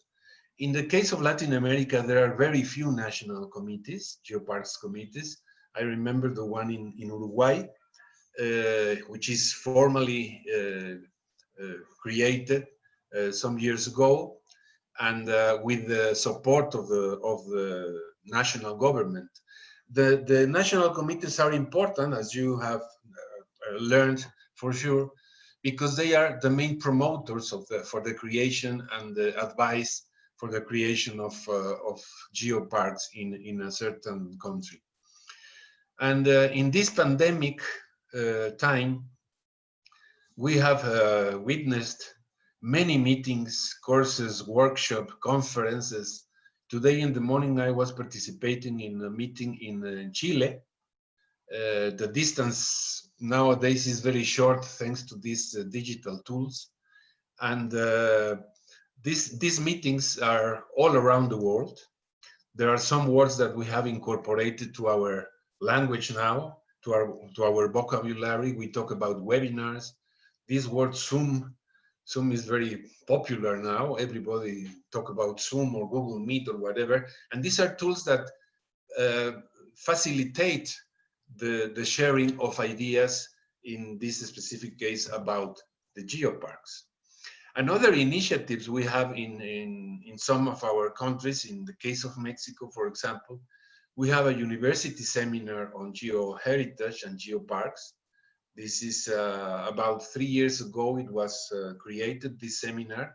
And in this seminar, we try to disseminate the knowledge of geoparks in our country mainly, but we have had the participation also from other specialists from other parts of the world. Actually, Arthur Sa was there last year, giving us, explaining us, teaching us about geotourism, and it was a very successful course. This was about 50 participants, but in some cases we have more than 200 people attending the conferences. It was a present, the participation was in place. Now we have all these tools to have these seminars like the one we are participating now, with hundreds of people and tens of countries participating, which is a very positive point. Just to give you some examples, this is some days ago, the 3rd anniversary of the GeoLAC network. You can see here some known faces like Nicolas Soros here, and Guy Martini, and other colleagues from all around the region, and from different countries, as you can see. So distance is not a fact to limiting the participation, and to know and to get in touch and to know about the concepts of the geoparks nowadays. Some other example, and this is a very successful initiative from Colombia. And, we have this, you see these figures here on the right. 106 days this was event. It was not really a quarantine, but 100 days working. 319 activities, 35,000 participants along all these days, and etc. So many visits to the recorded material which was left after the participation, Another example is the activities in the university seminar in the UNAM. You can see these figures. For example, almost 9,000 people were reached and 4,000 video reproductions. So what I want to say is that there is a lot of information and a lot of experience available to those who want to get in touch or to initiate the work in geoparks and geological heritage issues. Also recently, in the UNESCO office in Montevideo organized this seminar of geoparks as territories of resilience. All the participations are recorded in this link.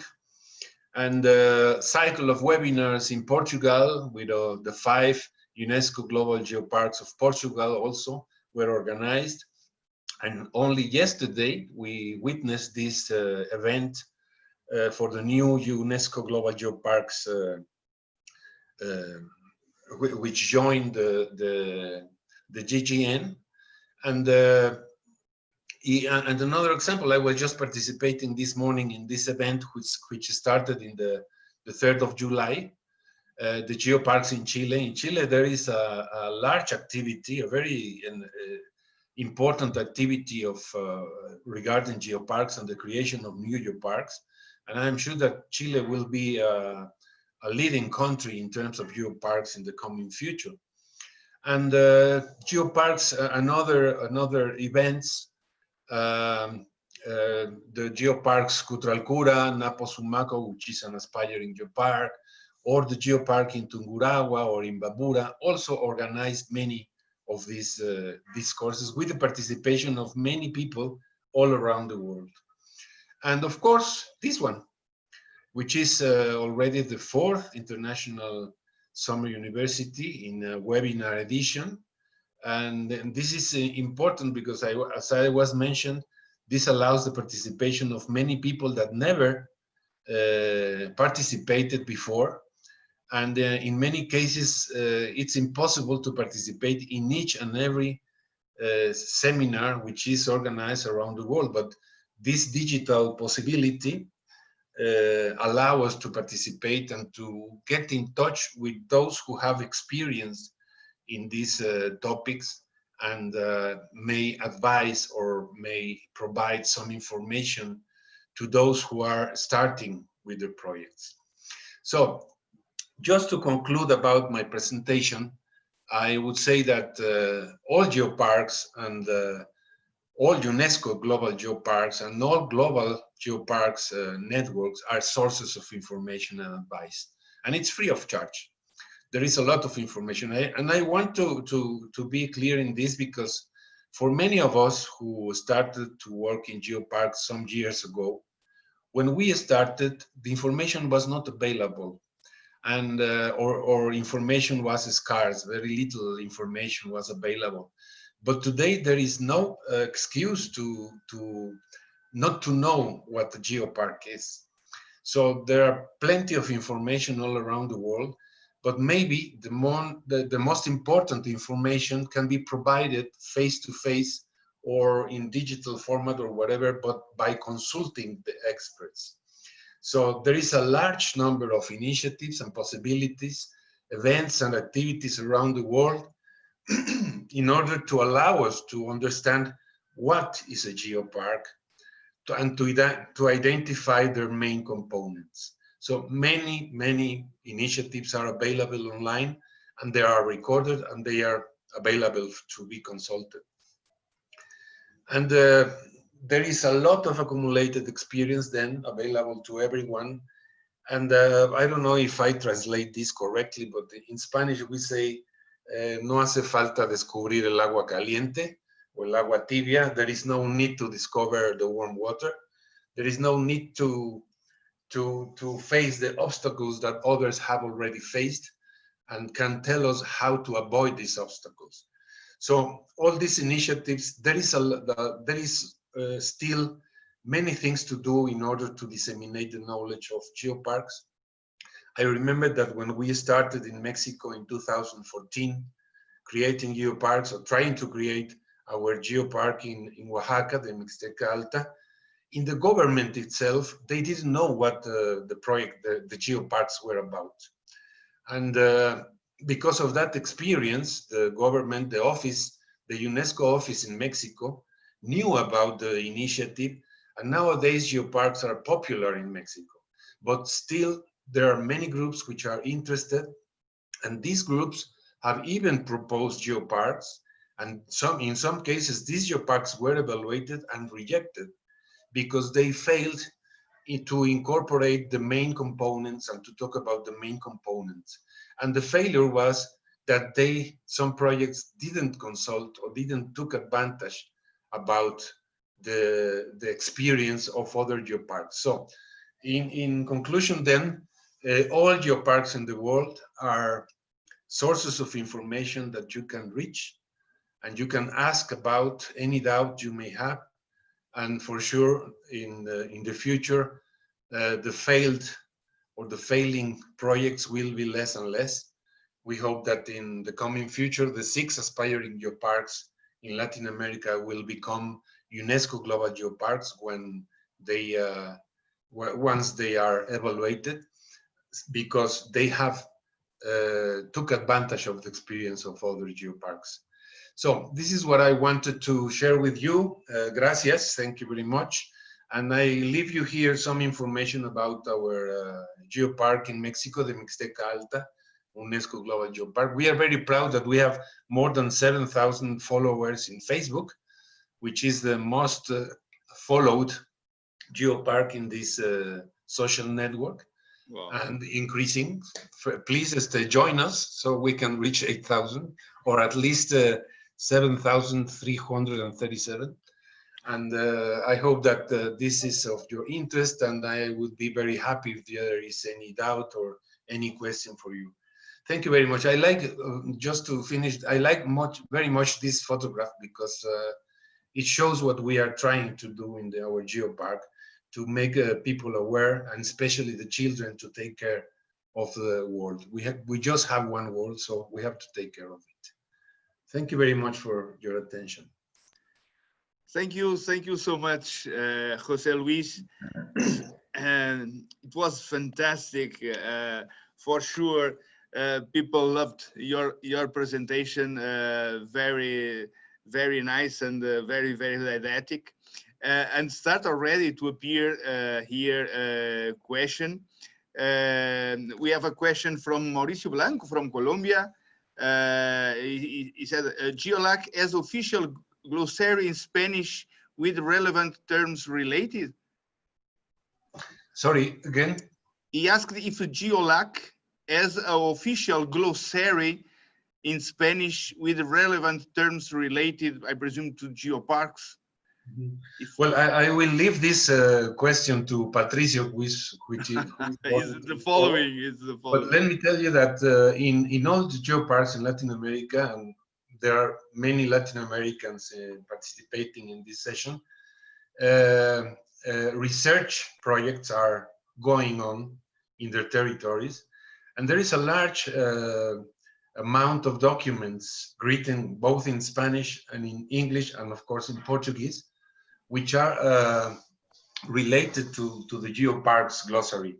So, but it's a good idea. Maybe we could have and I will leave this to Patricio, maybe we should have a publication, although there are some publications, some documents for each of the individual geoparks. It would be nice to have an official document about this. Let me tell you that the GeoLAC, we have a journal in the GeoLAC. It is called Geovivencias. You can find information in the website, for sure. Patricio will tell you.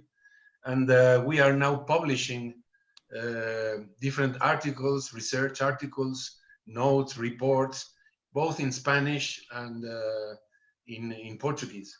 So if any of you would like to contribute to this, you are most welcome. Gracias, José Luis. Sorry, thank you, José Luis. Meanwhile, we expect some other questions. I have a question. what are your feelings regarding these times in Latin America and Caribbean? In fact, what is the biggest challenge for the UNESCO Global Geoparks territories in GeoLAC during the COVID-19 pandemic and for the near future? Well, I can tell you my experience in our geopark. I think that it's more or less the same as in any other geopark, with differences, of course, but there is no geopark in this moment in the world which is working normally. All of us, or many, are mainly close to these activities. But thinking in a geopark like Mixteca Alta, and in many others which share more or less the same characteristics in Latin America, I mean territories with a large indigenous communities, that there are few opportunities for economic development, and geoparks represent a very important point for the development of economy in these regions, in these territories.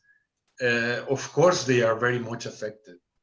But I would say also that in normal times, when we had the visitors in our geopark, many people really didn't have were not aware about the importance of having these visitors for many reasons. And now that we don't have any visitors, they are really missing the geopark. I mean, they are really thinking, when are the visitors coming? Because we miss them, because we need them. So this is, I'm sure, that an experience that we have to take advantage to see that the geoparks is an important element in the daily life of these communities. They are very aware of the importance of having visitors, of the importance of the territory, and I am sure that they will. When we start again, because we are going to start one day, we will be stronger now. And let me tell you that although we don't have visitors, there are still projects going.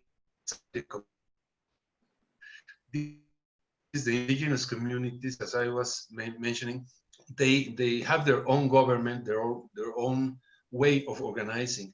And they, for example, they don't want visitors now to avoid any contagious event or whatever, but they are still working, and they have still some works ongoing.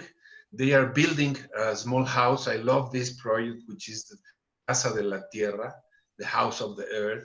They are doing by themselves. They put the work in a community work, and they are still working because they know that visitors will come and they want to nurture their effort. And finally, look, around the world, problems that we are facing now, we have always problems, and we have to learn about these problems and to be better. I mean, we cannot come back again in the same way we are now. We are different now. And it will be very interesting to see how the communities, how different they are going to be, and how different they will see the Geopark project, because they know that the importance of the project, and they want to work and to share, and they are really anxious to come back, to the comeback.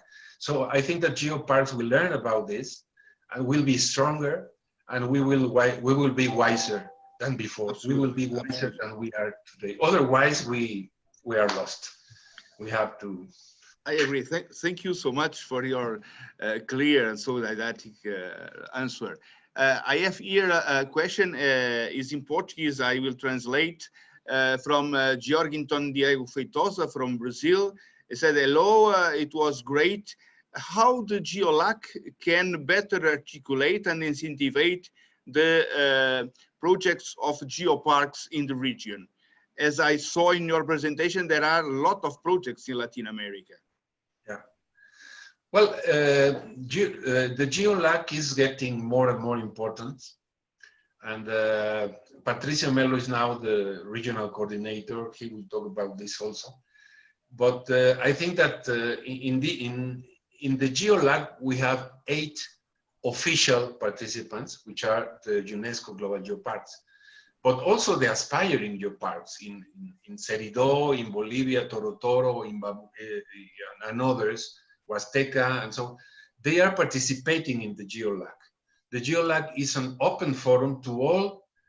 It is not only for the geoparks, but also to all the people who are interested in geoparks. And that's why I am insisting that if you are trying to develop a project, there was a clarification here. Do not invent the warm water, do not invent the wheel. I think this is the proper way to say it. There are many people that you have you can approach to get advice on this. And the GeoLAC is open to all these consultants, or consultations. So if you are in Latin America, please check the website of the GeoLAC. Patricio will give you some information next. And but the GeoLAC is an open network, as all the geopark networks are. Okay, and we have here a question from Camilo Córdoba Boyaca, I think from Colombia. He said, it is possible to conform legally, to create legally the Geoparks network of Colombia without to have any geopark in this country? Well, Colombia for sure will have one soon.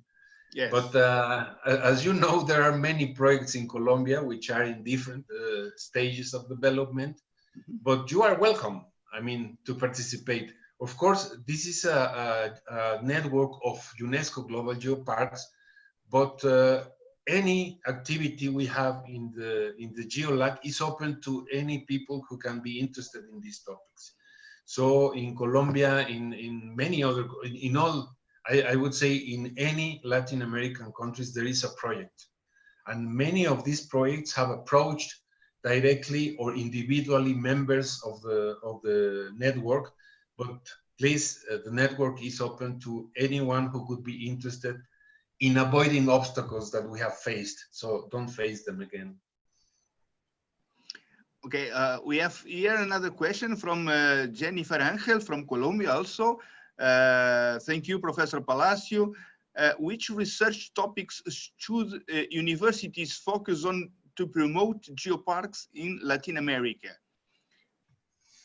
Yeah, well, we have in my university and in many other universities around the region, we teach a specific course on geoparks in geography and earth sciences. It's open to many other students. And in terms of research, we have a large group of researchers in geoparks. Not only geologists or geographers, but also historians, art historians, ethnohistorians, economists, sociologists, anthropologists, and many topics can be studied regarding geoparks, even archaeology in our case, which is very important. So I would like maybe to invite you to check our the Latin American website and the website of the Seminario Universitario de Geoparques in my university.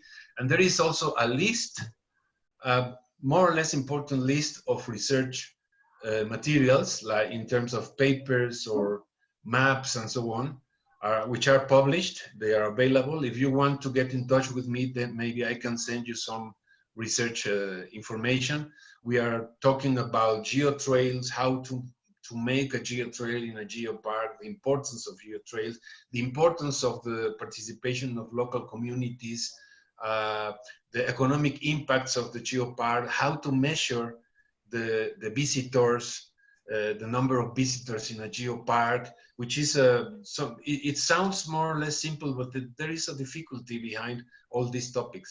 Or just to study the geological heritage, how to evaluate the geological heritage, develop methodologies, and even, for example, the PhD thesis of Emmaline is a good example of research which is carried out in the context of geoparks. I like very much the work of Emmaline in the Sustainable Development Goals, as you are interested also. I'm proud of Arthur. We are very proud of that work, and that could be a good example of a research activity, an original, in the frontier of the knowledge of the SDGs and the geoparks in this case in Latin America, but that we can also be extrapolated to other places around the world. So research is necessary, education is necessary in any geopark. Absolutely, absolutely. Another question from, I think from Colombia, from Fernando.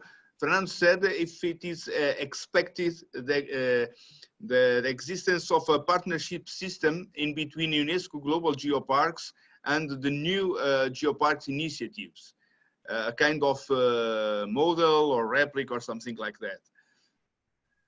Yeah, well, there are many ways to collaborate with between geoparks and between projects.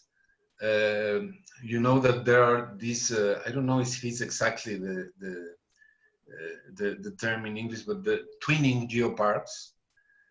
We have twinning agreements with some geoparks in Spain, for example, and even in Portugal, and collaboration in terms of education with the UTAD, with the University of Trás-os-Montes, Alto Douro, that we have to really close the agreement. Absolutely. No? Absolutely.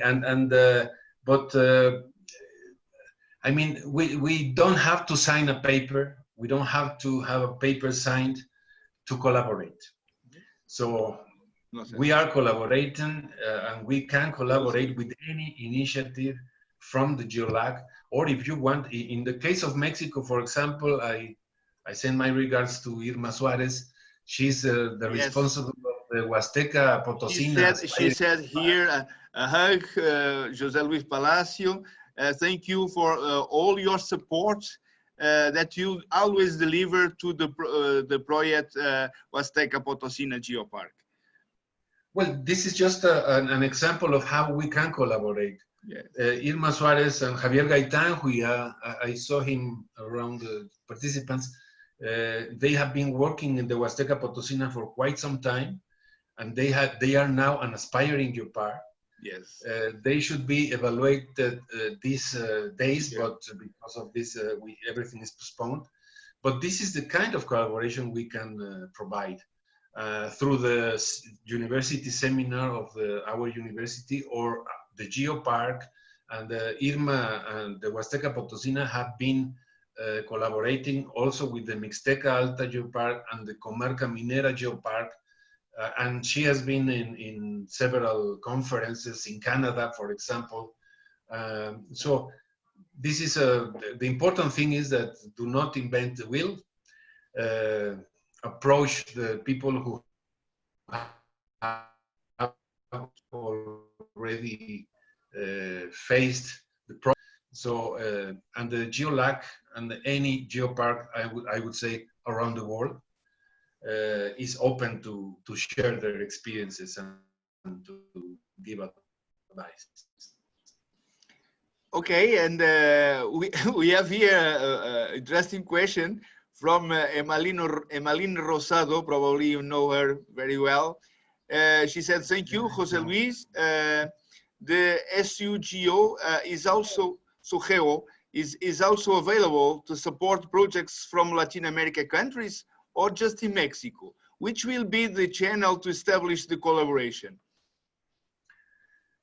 Well, we are absolutely open, of course.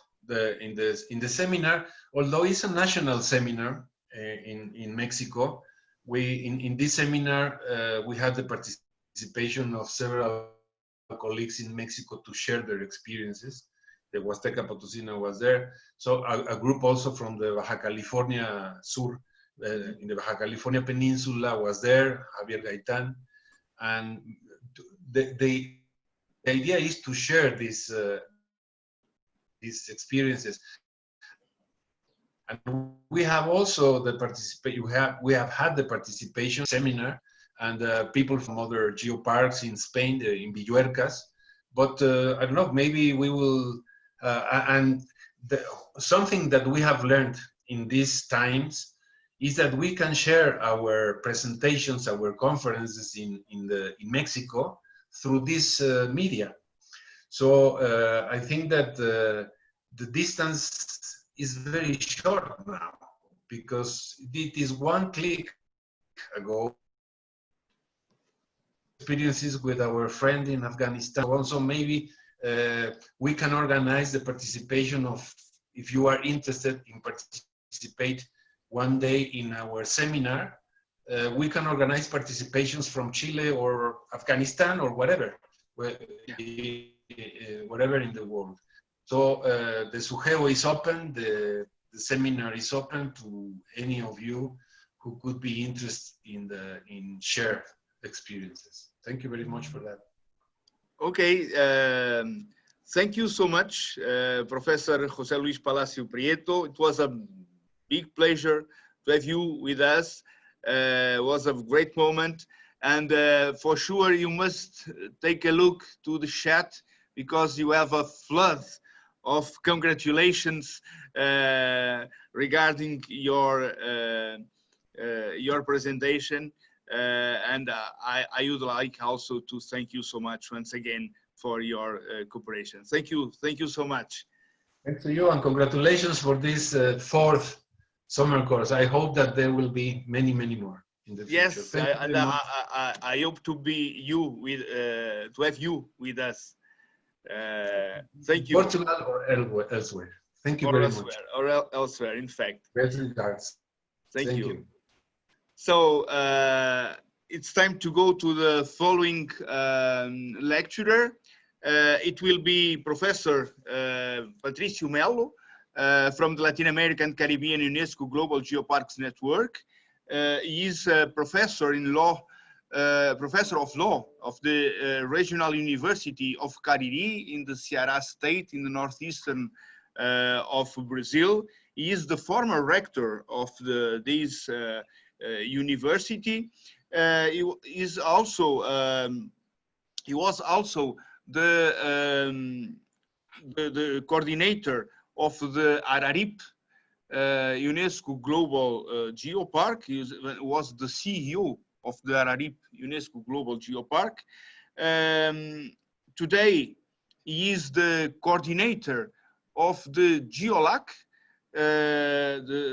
the continental network in Latin America and Caribbean. He was also member of the UNESCO Council for Geoparks. He was member of the first UNESCO Council, so a man without big responsibilities in the decisions about geoparks in the world, and presently he is member of the executive board of GGN.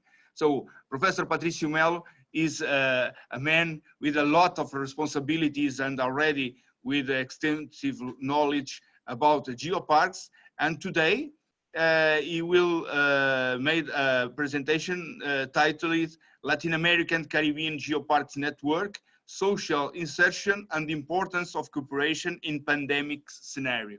Professor Patricio Melo, thank you so much for accepting our invitation. It's a pleasure to have you with us, and like José Luis Palacio, you are a big and old friend, and it's always a big pleasure to have you with us. Thank you, and the floor is yours. Okay, good afternoon from Brazil, Arthur and other colleagues. For me, it's a big pleasure. Please wait you. Sorry. A ver. you. I prepared the presentation. And you lost the presentation? No, you will share the presentation. Na base diz compartilhar tela. Yeah. Okay. Sorry.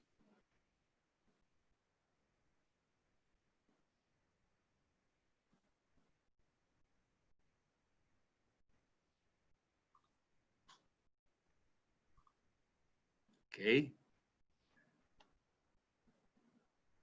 No, maybe.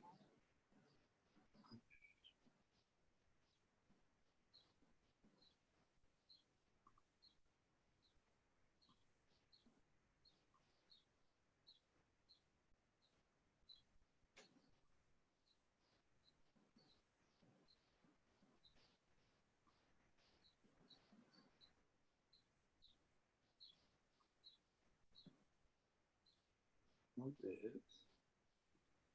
Sorry. Aí está. Maybe this. Okay. Okay. It's a big pleasure. I'm here with you and a very important person like José Luis. Congratulations for your presentation. That good, excellent presentation. Emmaline, Thaís Guimaraes, Martini, Sara Gentilini, and you, Arthur. For me, it's a big responsibility too, because I am today a big responsibility with GeoLAC team, but I am not alone. We are together in this. In this slide, we can see the new red point, the Nicaragua, in the Mesoamerica scenario of the GeoLAC, the new Geopark. We try ask about this now. Okay, this presentation is a synthesis. Professor Patricio, up to now we are seeing the files of your computer. You are sharing with us only the files of your computer. Você está partilhando conosco apenas os ficheiros do seu computador. Não estamos vendo a apresentação. Oh, sorry. Ora, clica outra vez, 2 vezes aí. Isso.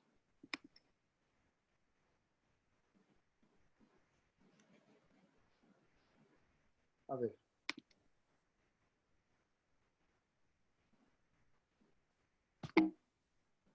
Ok, perfect.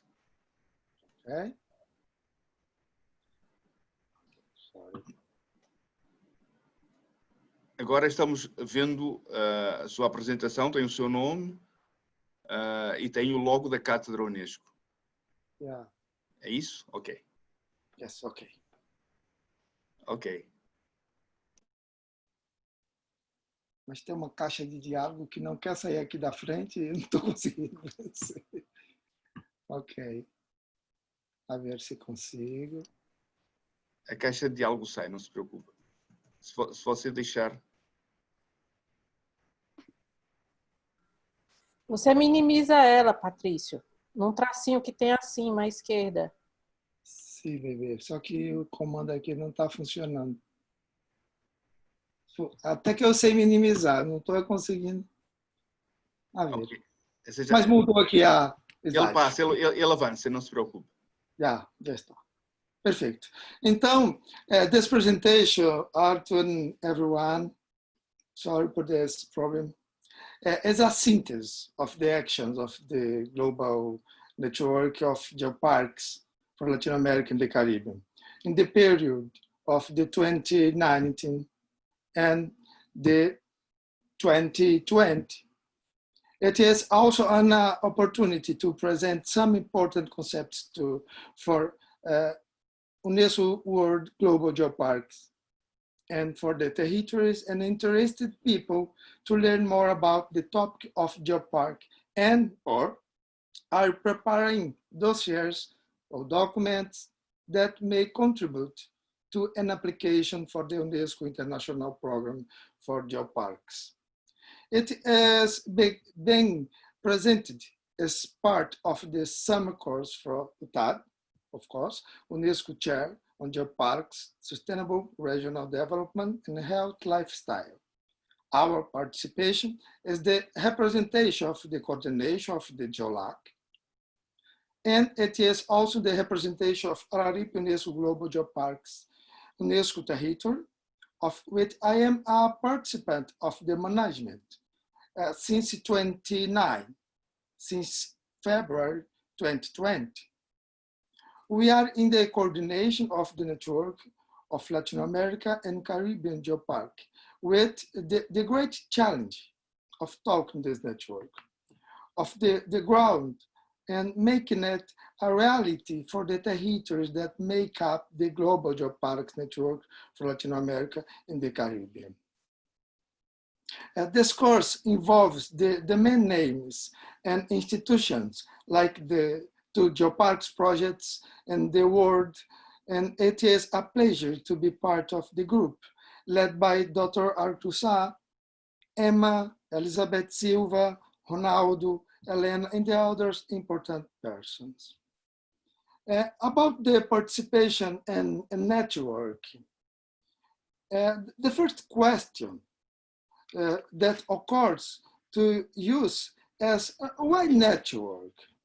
And the answer is that by working in a network, the members of this organization create conditions for democratic participation, generate empowerment, co-responsibility in the management of actions, and create conditions for their skills to be recognized in the action group in which they are inserted.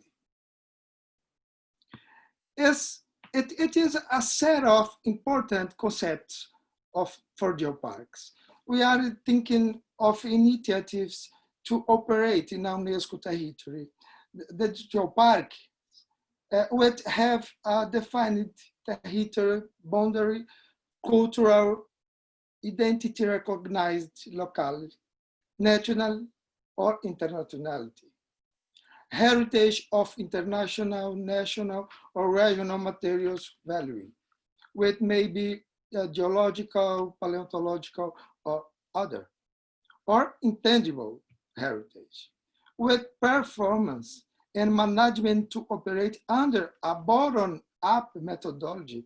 According to Martini, the territories of Geopark are the new territories for the 21st century.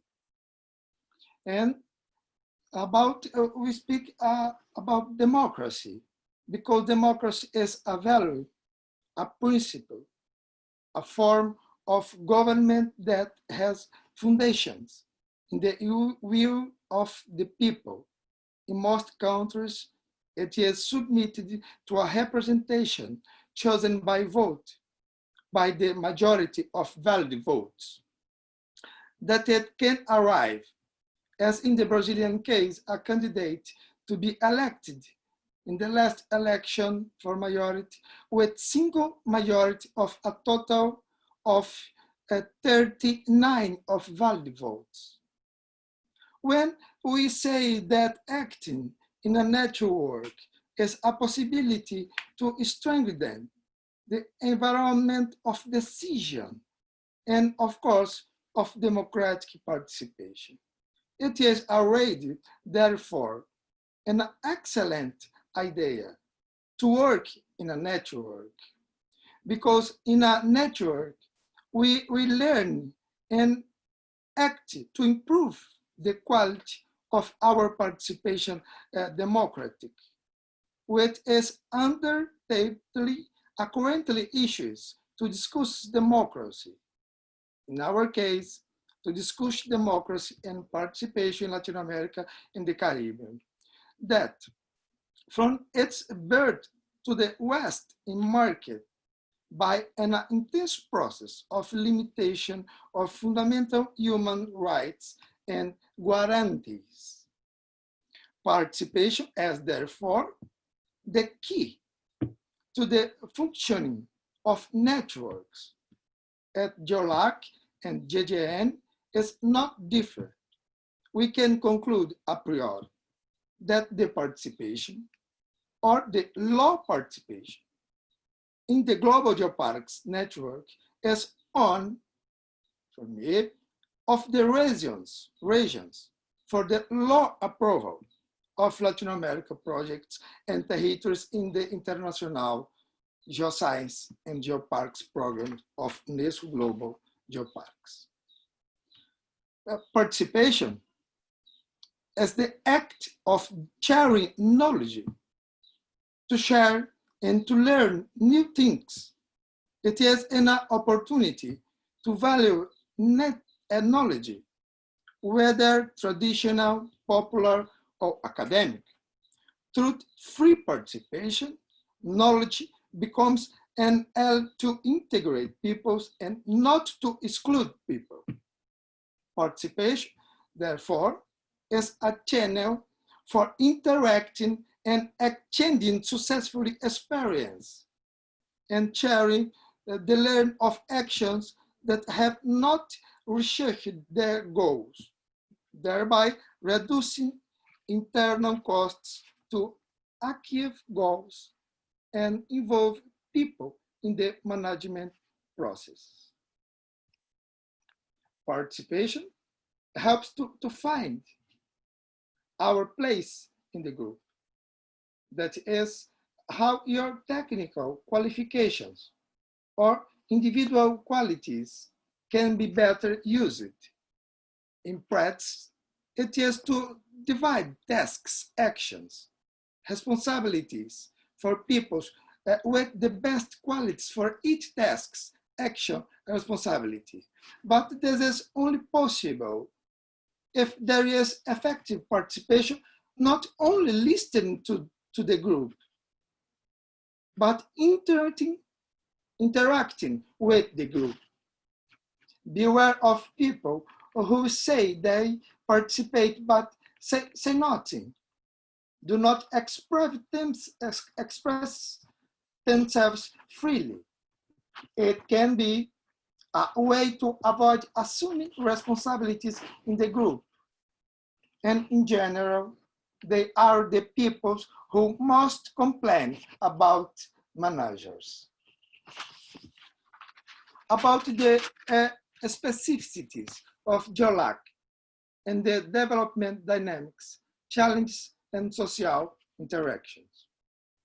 The seat of GEOLAC is in the first UNESCO World Geopark of America, the Ararip UNESCO Global Geopark, which was created in 2006. And for 11 years, it was alone as a geopark territory until the arrival of Grutas del Palacio UNESCO Global Geopark in Uruguay in 2012. In this context, it was difficult to read a territory as diverse and complex as Latin American and Caribbean in actions to disseminate and promote the concepts of geopark, which we consider as one of regions for there being some few geoparks in LAC. Of course, Ararip, UNESCO Global Geopark, GGN carry out an intense work in Brazil, especially, and in Latin America, with the support of UNESCO Montevideo, Denise Gorfink, to promote geoparks workshop, but with a single geoparks in America, it was impossible to create a network. In 2016 in Peru, the territory of the Colca and Volcanic Andago UNESCO Global Geopark, we able to establish the foundation for the creation of the geolike. With the truth, the communication in the Geoparks territory is very important. Publication too, a change of experience, etc. For example, in 2019, we create the working group on gender equality at Geolac, which today is coordinated by Geopark Rio Coco from Nicaragua. Monica Buen has the coordination. In Latin America, unfortunately, we have high numbers of domestic violence against women. In Brazil, for example, and in our case, in this region of the state of Ceará, with the highest number. And these numbers increased during the pandemic, carrying out work to disseminate good practices in this pandemic context and how Geopark and countries are facing this problem during the pandemic. It's essential to direct us to smaller numbers, such as the number of domestic violence in other regions of the planet, such as in Europe is smaller, I imagine. This theme is addressed in Sustainable Development Goals 5, Gender Equality. The GEOLAC working group, they implement the goals pointed out by this SDG. We started by bringing experts to address the theme in several countries through online events with this. In 2018, the GEOLAC coordination created the magazine GeoVivances for academic publication of nature, geology, education, tourism, and etc. And for the dissemination of successful experience and in difficulties that geoparks face in their daily lives. The magazine is in addiction now for the first print run, with registration open until July 20, next 20. Please, I invite everyone to access the magazine's address on the GEOLAC website to submit their contribution. And you, Artur, Emma, Elizabeth, our management of the Geopark for Latin America and Caribbean is convocation with an obligatory term. It's different, of course, for you. And in this slide, we can see a question. Written to seek to understand the date we have about geoparks in Latin America. We see in this imagine our continent still has a lot to grow. We are a great continent with a huge population and a fabulous geological and cultural heritage.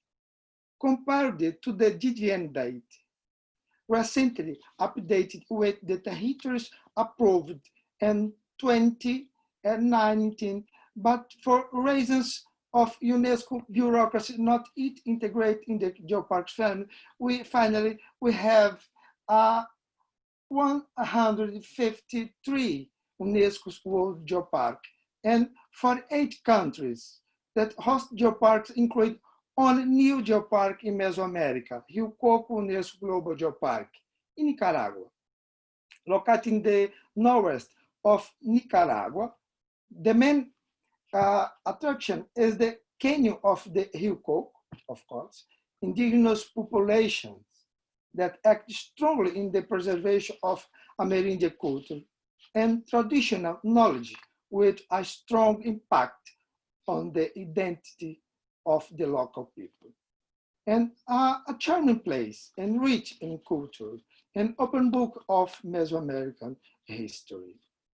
The network of geoparks of Latin America and the Caribbean is for all 3 reasons present. This image of the Rio Coco place, a nice place. The network of the geoparks of Latin America and the Caribbean is for all these reasons present: participation, networking, communication, knowledge, management science, education, geoconservation, geotourism, a fundamental strategy to promote a new geopark, to value and develop the initiative of geopark existing, and reach the objectives of acting in different territories with great cultural value and able to be representative of the memory of the land. But the creation of the network was delayed by 11 years. The first step was in Araripe in 2010 at the first Latin America and the Caribbean Geoparks Conference. In this event, we launched the Araripe Declaration, which states: one, the commitment to the only geopark in the Americas, Araripe UNESCO Global Geopark, to disseminate and promote the idea of the geolac. And two, the need to articulate regional leaders capable of acting in the promotion of the environmental sustainable development, conservation of the natural resources, geotourism, and environmental education. In this context, it was Araripe UNESCO Global Geopark years of solitude on a tightrope. You know tightrope? Corda bamba, many times. In 2012, the new geopark arrives in Uruguay, Grutas del Palacio. At this time, the UNESCO Montevideo worked in some countries promoting information about geoparks, inviting GGN to give lectures on the theme. And in 2016, at an event organized by the government of Peru and UNESCO Montevideo, we signed the geolac creation letter. That same year, two new geoparks in Latin America were announced. Comarca Mineira, UNESCO Global Geopark, with a unique profile in GGN, with a geological history representative of mining and culture in the Hidalgo state. In Mixteca Alta, UNESCO Global Geopark,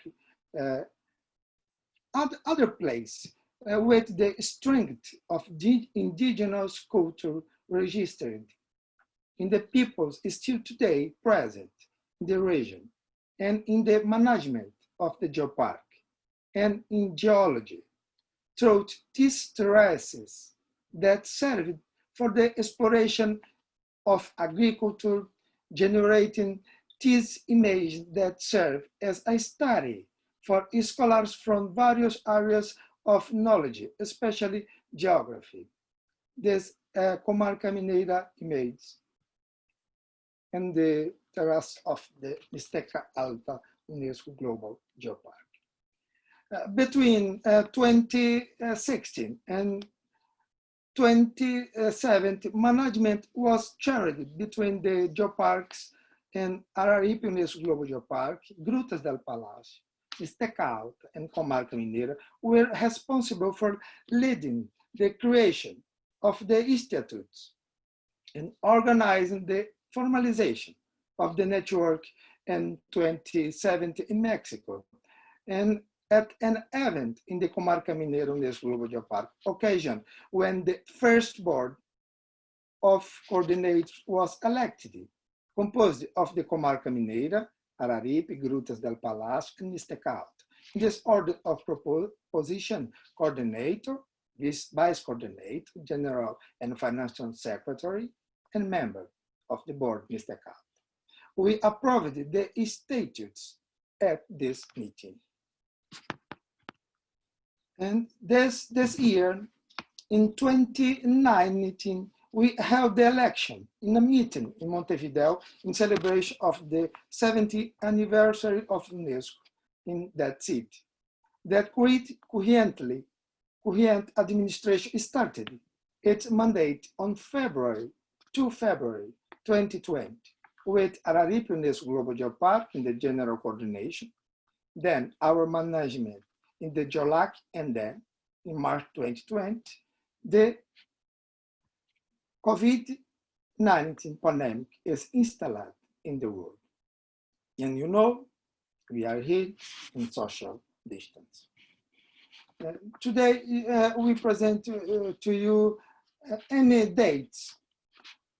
Our assessment in 2019 is that we have made the most progress in these 2 years. As a network, of course, we have reached the goal of expanding training for Latin American countries. This UTAD course was one of the pioneers, the first course recognized by UNESCO as chair, and the second for training within GGN. The first was Lesbos, on the island of Lesbos in Greece, organized by Professor Nicholas Ouros of Asian University and president of GGN. However, regional events and countries of greater interest, such as Uruguay, Colombia, Argentina, Chile, Ecuador, Mexico, Peru, and Brazil, also increased. With the realization in 2019 of the first summer university course and the 50th symposium of the geological and mineral heritage of Brazil, but in partnership with UTAD and the Portuguese Forum of Geoparks, UNESCO Montevideo, GGN, and local authorities. Which at the same time is an excellent example of compliance with SDG 17 and a strategy for action and cooperation between countries bordering Brazil. In this, like network, we can see in this is like the dates of visiting 2019 in this GEOLAC's territory, Geoparks territory.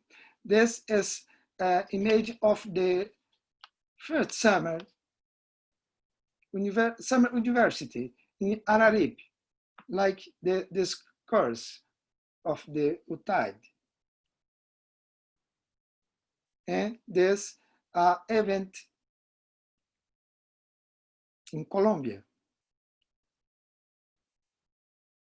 And this event fundatory declaration of the Africans network, the new network of GGN.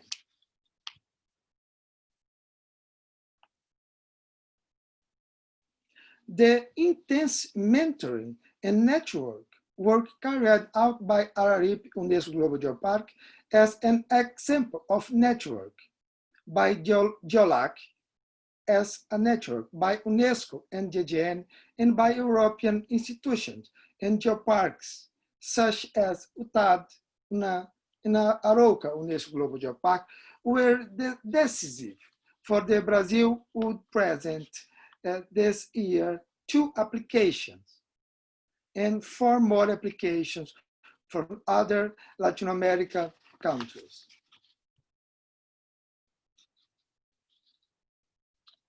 Some of our events and action in 2019, such UNESCO anniversary in Montevideo, this picture for this, when the first Director General of UNESCO, Audrey Azoulay, meet with representatives of GEOLACs in Latin America and the Caribbean.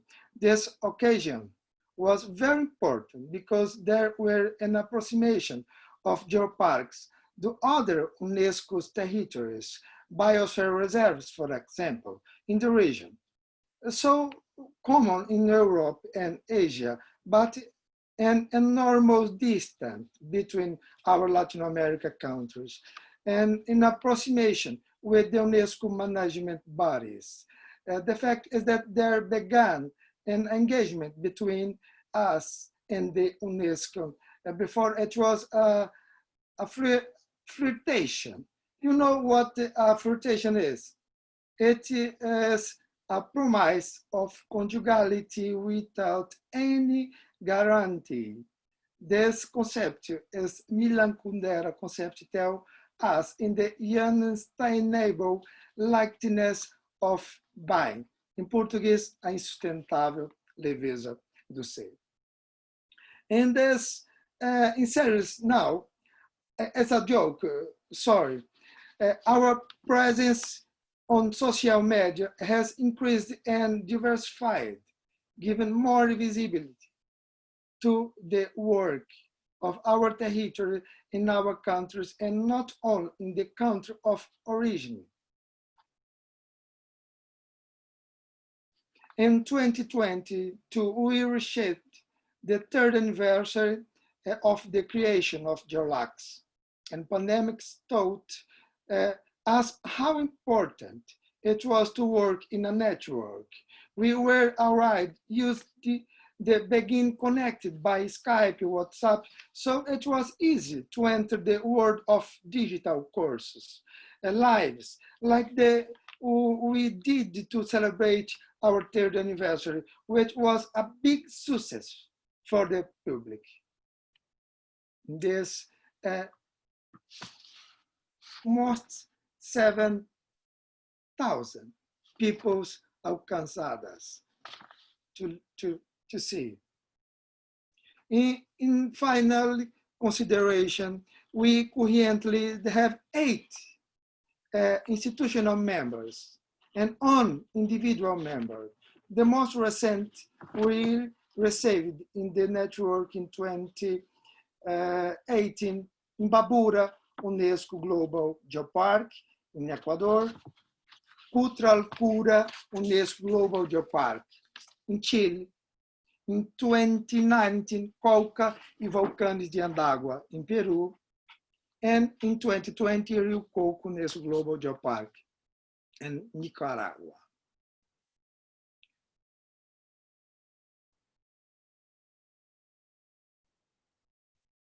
This image is the Grutas del Palacio in Uruguay, the Palace Formation. This Imbabura, Ecuador, Cutralcura, Chile, Colca e Volcanes de Andágua, Peru.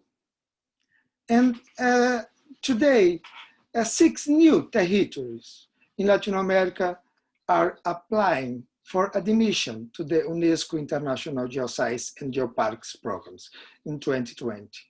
Toro Toro, Bolívia, Caminhos dos Cânions do Sul, Brasil, Seridó, Brasil, Napo Sumaco, Equador,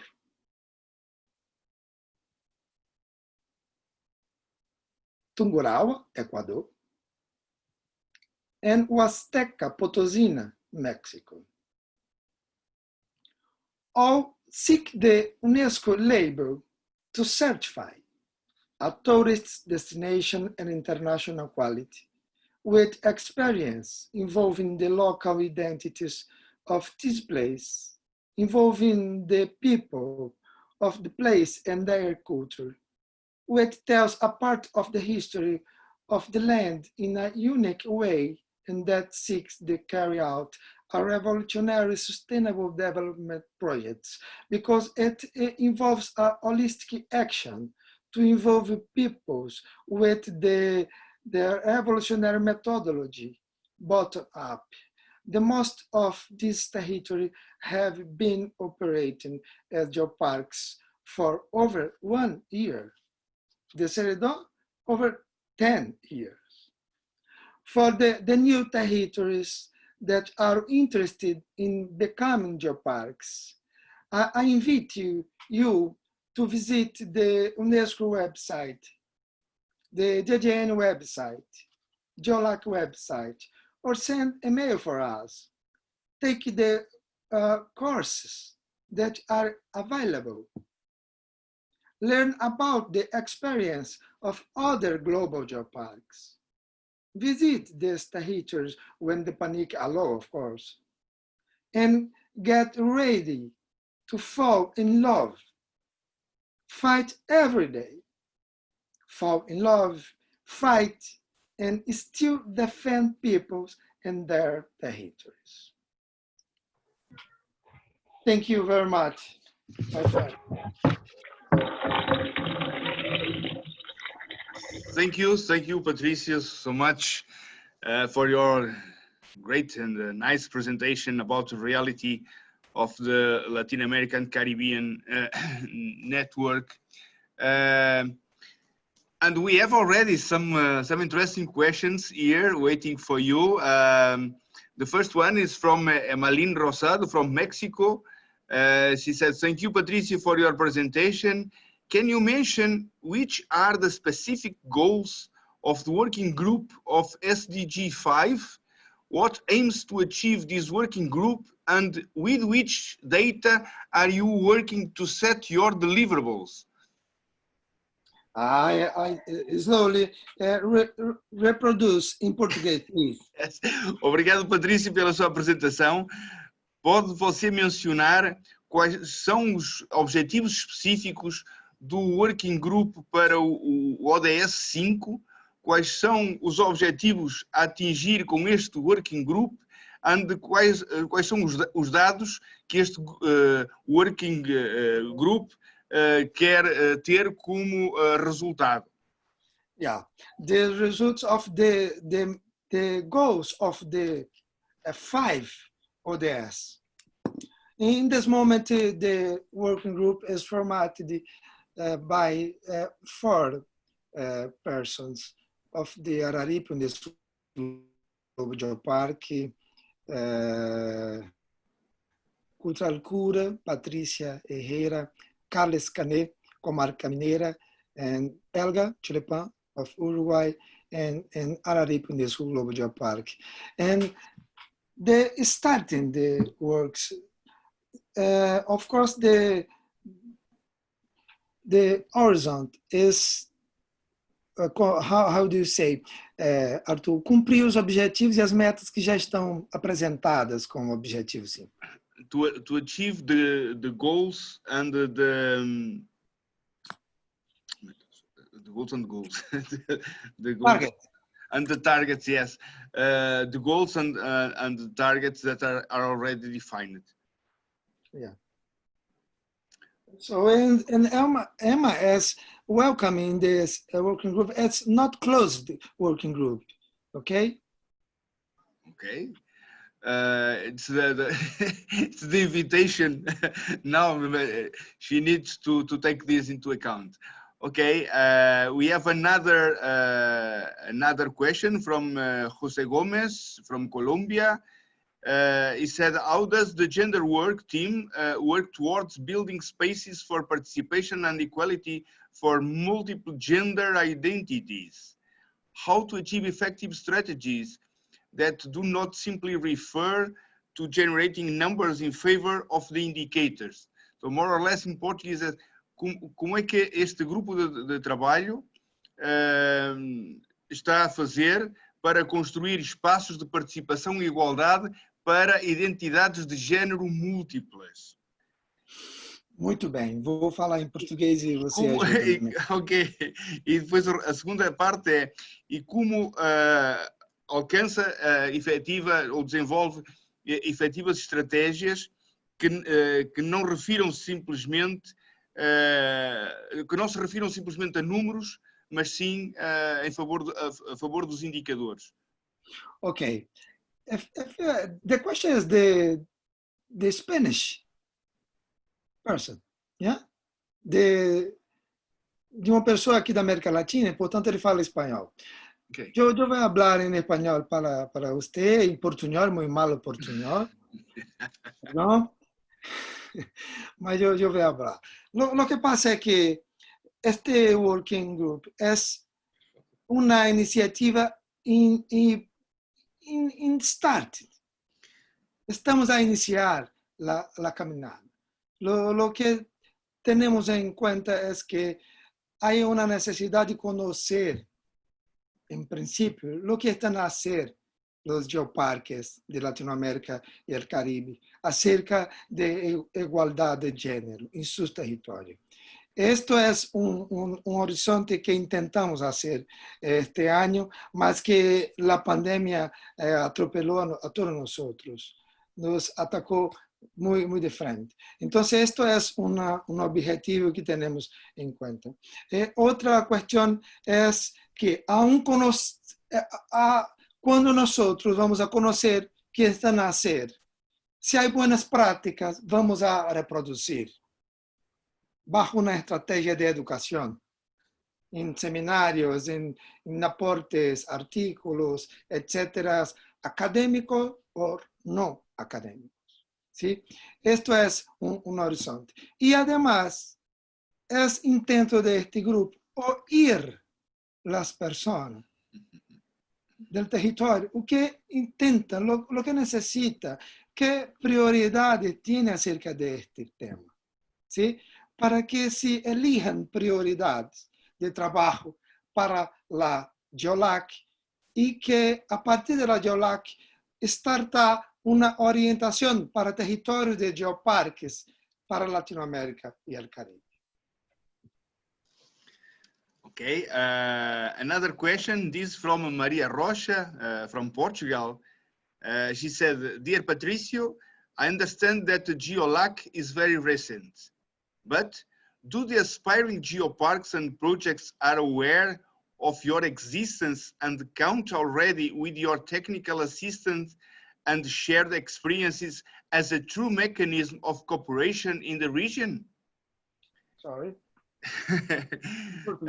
Estimado Patrício, eu compreendo que a GEOLAC é muito recente, mas será que os geoparques aspirantes e os projetos estão cientes da vossa existência e contam já com o vosso apoio técnico e partilha de experiências enquanto mecanismo verdadeiro de cooperação na região? Bom, a resposta é que, em parte, sometime.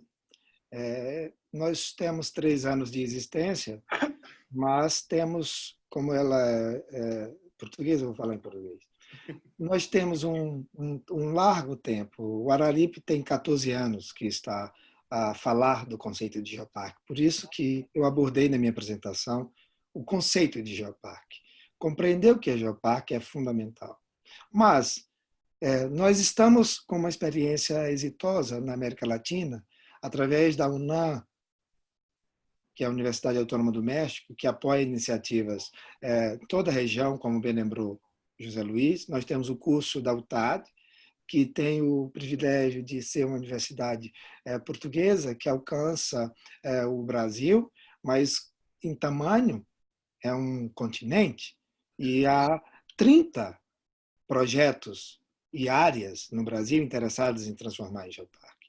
Por parte do Geoparque Araripe, por parte da GGN, por parte da oficina da UNESCO de Montevidéu, nós temos realizado seminários, palestras, e agora, este ano, nos últimos 3 anos, como os dados que eu apresentei, houve um crescimento exponencial. Mas, sobretudo, um crescimento que, de fato, é um crescimento vertical, porque o conceito de geoparque me parece que está mais claro, está mais compreensível para as pessoas da América Latina e do Caribe. Por exemplo, o que é que você quer dizer com isso? Você poderia perguntar. Um geoparque não é um parque geológico. Um geoparque não é uma unidade de proteção da natureza criada com expectativas em uma legislação local, nacional. É uma área muito específica, com uma identidade própria, com um patrimônio natural, que é geológico, arqueológico, paleontológico e imaterial da cultura, e com pessoas interessadas em participar de uma mudança de vida, que gera melhoria econômica na qualidade de vida, sem dañar o meio ambiente, como se diz em espanhol. Okay. Another question. This is from Jennifer Angel from Colombia. She said, thank you, Patricio, and congratulations by the work carried on by GeoLAC. In your experiences, what was the difference in the Araripe Geopark to become the first geopark in Latin America? What were the main ingredients for the success? How the worst? Ela perguntou qual é o pior? Ela diz, na tua experiência, o que é que foi diferente no Araripe Geopark para que se converter no primeiro geoparque da América Latina? Quais foram os ingredientes principais para o sucesso? Tá, ok, veja. The first example, the most important. You can answer in Portuguese or Spanish if you want. Ok. A mais importante questão para o Geoparque Araripe é que nós temos uma região, que é o Cariri, com uma identidade muito forte. Isso facilitou o desenho do território, que tem que ser definido, bem definido. Os limites, boundary, bem definidos. A outra coisa é que nós temos um patrimônio paleontológico e cultural de valor internacional já pesquisado, já estudado por universidades do mundo inteiro, uma geologia do período Cretáceo, com fósseis muito expressivos em quantidade e em qualidade. Isso facilitou ter uma candidatura. O que foi o mais difícil para o Araripe? Foi aquilo que a Emmaline referiu, as condições econômicas, financeiras, de uma região que já vive sob um desenho de resistência e de resiliência. A capacidade de sobreviver às adversidades. Isso foi o grande diferencial. Mas as regras, the guidelines of the GEGEN and the IGGP eram totalmente diferentes. Nós tínhamos uma iniciativa que estava sob os auspícios da UNESCO, mas a partir de 2015 temos um programa UNESCO que envolve diretamente os países, os estados e a burocracia dos estados. Então, isso é, sim, um diferencial do projeto Araripe, UNESCO Global Geopark, e para os projetos de hoje. Mas não tem uma fórmula exata. Um grupo de pessoas, um território excepcional e algo importante, o papel das pesquisas, que vai definir se o teu território ele tem um potencial, um patrimônio material ou imaterial de valor internacional. São os cientistas que nos ajudam a explicar esse patrimônio. Sem isso, dificilmente um território vai ser aceito. Claro que, voltando ao tema Emmaline, as idiosincrasias, as peculiaridades da nossa região, da América Latina, do Caribe, não somente da América Latina e do Caribe, mas outras regiões diferenciadas no mundo, por exemplo, na África. E, portanto, eu quero fazer aqui uma junção de duas fortes opiniões sobre territórios diferenciados. A do Gui Martini, que aborda a necessidade de ter territórios em todas as regiões do mundo adaptadas à sua própria realidade, o que, na prática, muda, inclusive, os painéis. Se vão ser muito proeminentes, como na China, ou muito simples, mas resistentes, como na África, em razão dos grandes animais que trafegam dentro daquele território. Então, essas peculiaridades, como na América Latina, referido pela Emma, faz com que a nossa estratégia de plata, nosso planeamento, seja exemplar. Porque o seu projeto tem que dizer como é que você vai sobreviver. Como é que você vai promover desenvolvimento? De onde virá os seus recursos?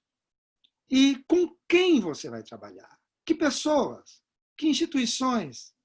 Isto não dá para reproduzir o modelo do Araripe em outras regiões do mundo. Cada território vai ter que encontrar a sua saída. Exactly. In fact, another question, it's a rain of questions, in fact, from Gabriela Lares from Venezuela. She asked, have you carried out projects in Venezuela? What would Venezuela need to be able to be part of this network? And for this participation needs a geopark? Ela pergunta se já foram desenvolvidos projetos na Venezuela e o que é necessário à Venezuela para fazer parte desta rede e se para participar necessita de um geoparque. I love Venezuela. Venezuela é extraordinária para a América Latina e Caribe, por todas as razões. Pelas experiências exitosas, pelas dificuldades, sobretudo. Desde 2010, em Venezuela, há uma iniciativa de uma fundação para os geoparques em Venezuela. Mas não avançou. Acredito que a dinâmica política dificultou um pouco o apoio à criação de novos geoparques. A boa notícia é que aquele grupo que em 2010 estava trabalhando para criar novos geoparques na Venezuela, voltou com grande interesse, dentre eles Roigar. Uma outra boa notícia para a Venezuela é que a UNESCO, informação by Gui Martini, quer conhecer quais são os projetos e territórios em Venezuela que querem participar de eventos. Quem sabe nós podemos fazer um evento da Geolac com a GGN e com o Conselho de Geoparques da UNESCO para ampliar as informações e aproveitar. Mas só fazem parte da Geolac, como membro, instituições que já são geoparques, ou membros individuais, especialistas com experiência em geoparques, pode ser de Venezuela, claro, que apresentam a sua candidatura como se fosse um geoparque, só que desta vez a candidatura não é dirigida à UNESCO, mas à GGN, ok? Não esquecer, don't forget, Geolac is arm of the GGN, ok? Okay, something is a joke, a very interesting, a very beautiful one from Alan Bowring from the Forest for Geopark in Wales, United Kingdom. He said, hoje eu aprendi o que é portunhol. It's like the English, mixing between Welsh and English. Hello, Alan. Yes, indeed. Okay, welcome our Latin America scenario by the language, of course. We need to go forward because yes, different understands the real meaning. No, more than questions are people thanking you, congratulating you for your presentation. You will spend at least 1 hour to listen and even to answer to all the people that congratulated you for your presentation. And one last question from Catalina González Tejada from Colombia. She said, Patricio, thanks for the presentation and the explanations. What is the procedure as individual member to be part of the GeoLAC network? Ok. Nós temos one member, individual member, Elga Churapan, Uruguai State. E eu estou construindo uma informação mais específica para divulgar entre os colegas. Nós ainda não tivemos nenhuma candidatura, a previsão de inscrição está no nosso estatuto, mas aqueles que estiverem interessados não precisa de um protocolo formal, exceto ler o estatuto que está na página da Geolac, o website, apresentar o seu currículo, as suas experiências, conforme está orientado no estatuto, e dirigir a nós. Porque se houver necessidade de conhecimento pela GGN, ainda não tenho essa resposta do Nicolas, nós mesmos enviaremos para a GGN, Executive Bureau, para que seja apreciado no âmbito da GGN. Então, se quiserem apresentar a GGN, a Geolac encaminha para nós outros, patricio.melo@urca.br. E Joe, envio o e-mail.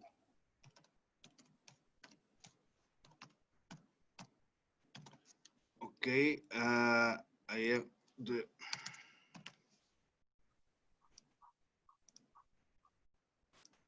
Patricio.melo.urca.br. Okay. Okay, Patricio, thank you so much for your great presentation. It was a success, taking into account the reactions and the congratulations. Thank you once more for your cooperation. It's always a pleasure to have you with us. And since the beginning, you are someone that always appear in these summer universities. We hope to continue with this close cooperation in the future. I don't know if in web conference or presentially, but it's important to keep these. Thank you so much. Thank you, and my whole team of the UTAD. I love UTAD and your team. Thank you. Thank you. We love to work also. And now it's time for the last, but not the least, presentation from Professor Thaís Guimaraes from the University of Pernambuco in Brazil. Professor Thaís Guimaraes is a professor of geography of the University of Pernambuco. She works in geoheritage and geological and geoconservation. She made a PhD thesis about the geoheritage and geoconservation strategies in the southern part of the littoral area of the Pernambuco state in the northeastern of Brazil, one of the most known touristic beaches and touristic areas with sun and beach in the north of Brazil.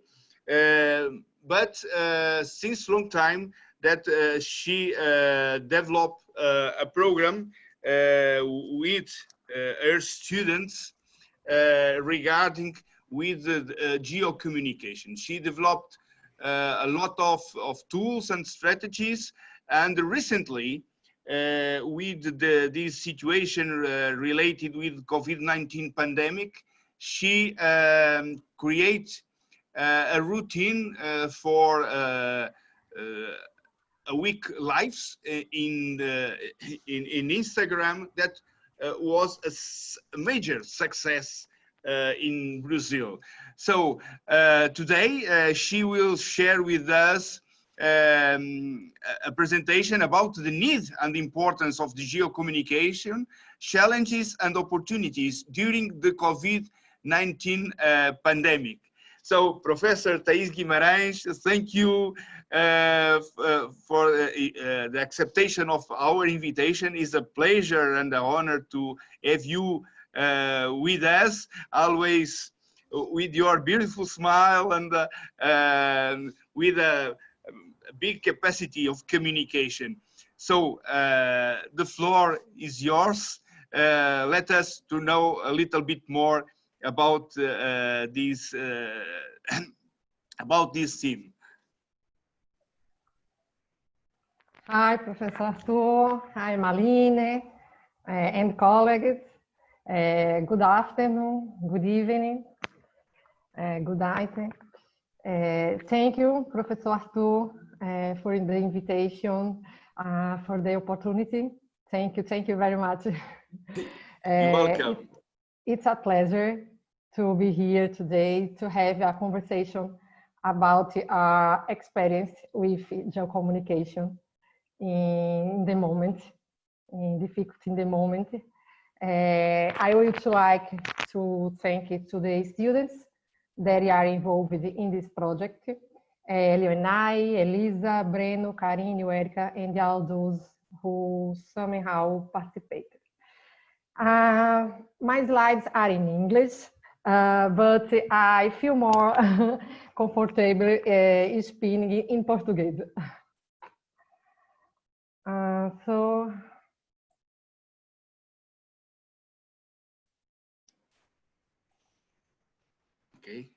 Ok. Pode fazer, colocar That's okay? Perfect. O áudio tá bom, Arthur? Ótimo. Ok. Então, vamos lá. Como o professor Arthur falou, então, vimos a importância e a necessidade, né, da geocomunicação em um momento tão difícil como esse que a gente está passando, que é o Covid, a pandemia do Covid-19. E mais do que nunca, vimos pela frente grandes desafios e também oportunidades de podermos tentar desenvolver, né, trabalhos, atividades e nos mantermos conectados. Então, algumas considerações iniciais com relação à comunicação científica, à divulgação científica. Então, inicialmente, eu gostaria de destacar a importância, né, da divulgação científica como um processo que se dá em um novo formato da ciência. O divulgador científico, o comunicador, ele vai ter, né, um trabalho de transferir aquele conhecimento de uma forma acessível, né, para o público. E quem é esse público? É um público distinto, né?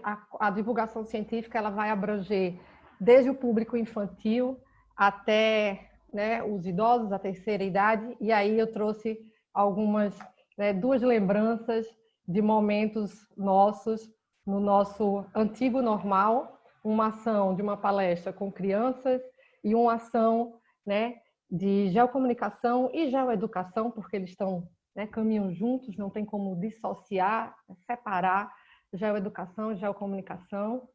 E então, dois momentos distintos, uma palestra para crianças e aplicação de jogos. Esse é um projeto do nosso grupo de estudos que se chama REGEX, que é a rede de estudos em geoeducação, geocomunicação e sustentabilidade em Petrolina, nosso campus UPE, Petrolina. E aí a relevância de disseminar a ciência, de comunicar, é uma importante consideração a fazer, como eu já tinha conversado. E é interessante porque, ultimamente, muitos professores chegam e assim, mas como é que a gente faz para divulgar o nosso trabalho de uma forma mais, né, menos técnica, de uma forma acessível? Muitas vezes os professores e os pesquisadores, e a gente trabalha muitas vezes em escolas também, né, o ensino básico, a gente trabalha com divulgação da ciência e muitas vezes a gente não percebe que está fazendo isso. Então, é uma consideração importante a fazer para a gente olhar mais para o que a gente está fazendo e muitas vezes ver que o que a gente está fazendo é divulgação científica. Destaco também que é uma responsabilidade muito grande, né? Comunicar a ciência, divulgar a ciência, traduzir uma linguagem técnica para um público diverso, que muitas vezes a gente não sabe que público vai ler aquilo ou vai ver aquilo, então é uma responsabilidade, né, bem grande. E aí eu trouxe um conceito de geocomunicação que foi apresentado pelo Suede Meira et al., junto com a Janaína do Seridó, o professor Marcos Nascimento e o professor Edson Vicente, do Ceará. onde eles apresentam, né, a geocomunicação, entende a geocomunicação como uma comunicação orientada à geodiversidade, ao geopatrimônio, pode ser definida enquanto um campo da comunicação ambiental, né, que busca, por meio da abordagem da relevância científica, didática e cultural dos elementos da geodiversidade, propagar conceitos e práticas referentes à importância do componente abiótico para a conservação da paisagem, dos processos ambientais e da manutenção da vida. Então, quando a gente começa a entender o conceito, né, a proposta da geocomunicação, a gente vai vendo o quanto a geocomunicação ela é importante e o quanto, muitas vezes, ela acaba sendo, algumas vezes, negligenciada, esquecida ou deixando para ser a última etapa né, de determinado processo, de determinado projeto. E a gente vê o quanto que ela é importante e o quanto ela está interligada com a geoeducação, com o geoturismo, com todos os conceitos, né, que a gente tem trabalhado. E aí eu trouxe essa imagem eu gosto bastante dela, vou deixar ela um pouquinho para a gente ver o quanto que a geoeducação, o geoturismo, eles estão conectados, quanto que eles estão juntos, né, como a gente não pode dissociar.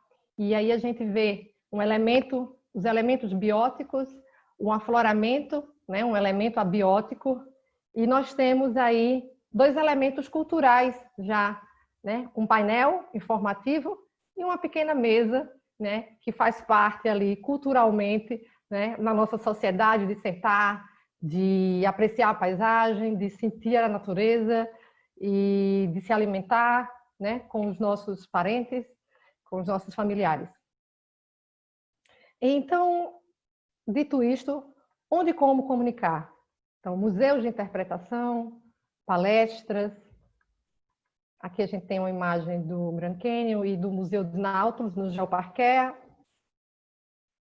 Né? Os jogos, as visitas guiadas, as visitas autoguiadas, folders, panfletos, aqui algumas imagens do Geoparque Kulturcura, do Geoparque Bergstraße Odenwald, na Alemanha, e do Naturtejo, um mirante para observação de aves, com painel. Então, tudo atividades, né, e estratégias de geocomunicação, alinhadas com a geoeducação e com o geoturismo. Aqui mais algumas imagens, Geoparque Arouca, as famosas pedras paredeiras, né, o Geoparquea, mais um mirante com painel. E hoje a gente tem, né, já tínhamos, mas hoje mais do que nunca, as lives, os podcasts, os documentários, né, as visitas virtuais a museus ou a geossítios que podem ser feitas. E então, mais do que nunca, há os meios digitais ao nosso favor nesse momento de pandemia. E aí, como comunicar? E vem os desafios, né? Desafios naturais da geocomunicação, que já existiam muito antes, né, dessa nossa realidade atual. Então, como comunicar temas científicos, mantendo os conceitos, né, a partir de formas de linguagem acessível ao público geral? Como manter o conhecimento científico, o rigor desse conhecimento científico, né, mas, ao mesmo tempo, torná-lo atraente, torná-lo acessível, né, ao público, sem que a gente banalize o tema, sem que a gente perca a essência do tema, do conceito. Então, são desafios naturais da geocomunicação. Geocomunicar é complexo, não é algo simples, né? Há uma complexidade na geocomunicação. E aí a gente parte para o cenário atual, né?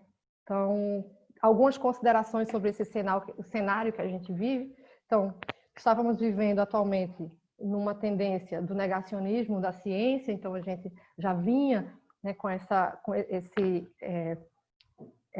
corrente, né, de negação da ciência. Outras considerações: houve agora uma mudança no nosso trabalho, uma mudança na nossa rotina de vida, estamos todos em casa, estamos em home office, e aí vemos cientistas, pesquisadores como nós, em busca de manter-se ativos, de manter a nossa atividade. E como fazer isso, né? Então, estamos vivendo um momento necessário para a divulgação das ciências, mais do que nunca, imagino, né? Então, eu destaco a geocomunicação, né, que nesse momento poderá incentivar, a geoeducação e o geoturismo, né, até o retorno das atividades presenciais, né? Então, por exemplo, as visitas virtuais, né, que eu falei anteriormente. Então, após o início, né, de tudo isso, começaram a surgir iniciativas em diversas áreas, né? Inicialmente áreas da saúde, né, para divulgar a ciência. Então, saúde, cultura, e aqui, né, alguns exemplos. A Universidade de Pernambuco, em sua coordenação de extensão, por exemplo, começou a lançar vários editais. Então, editais, eu coloquei aqui um edital de podcasts. Então, são vários editais sendo, né, apresentados e propostos.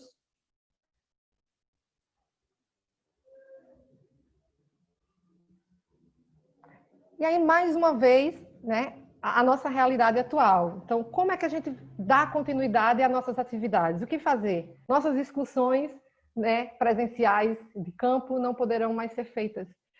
Então, desde que foi decretada a pandemia, né, desde que a OMS decretou o consequente isolamento social, muitos de nós iniciamos aí uma busca por estratégias e por meios para continuar trabalhando de casa. Nesse cenário, temos a internet, as tecnologias digitais, os famosos TICs,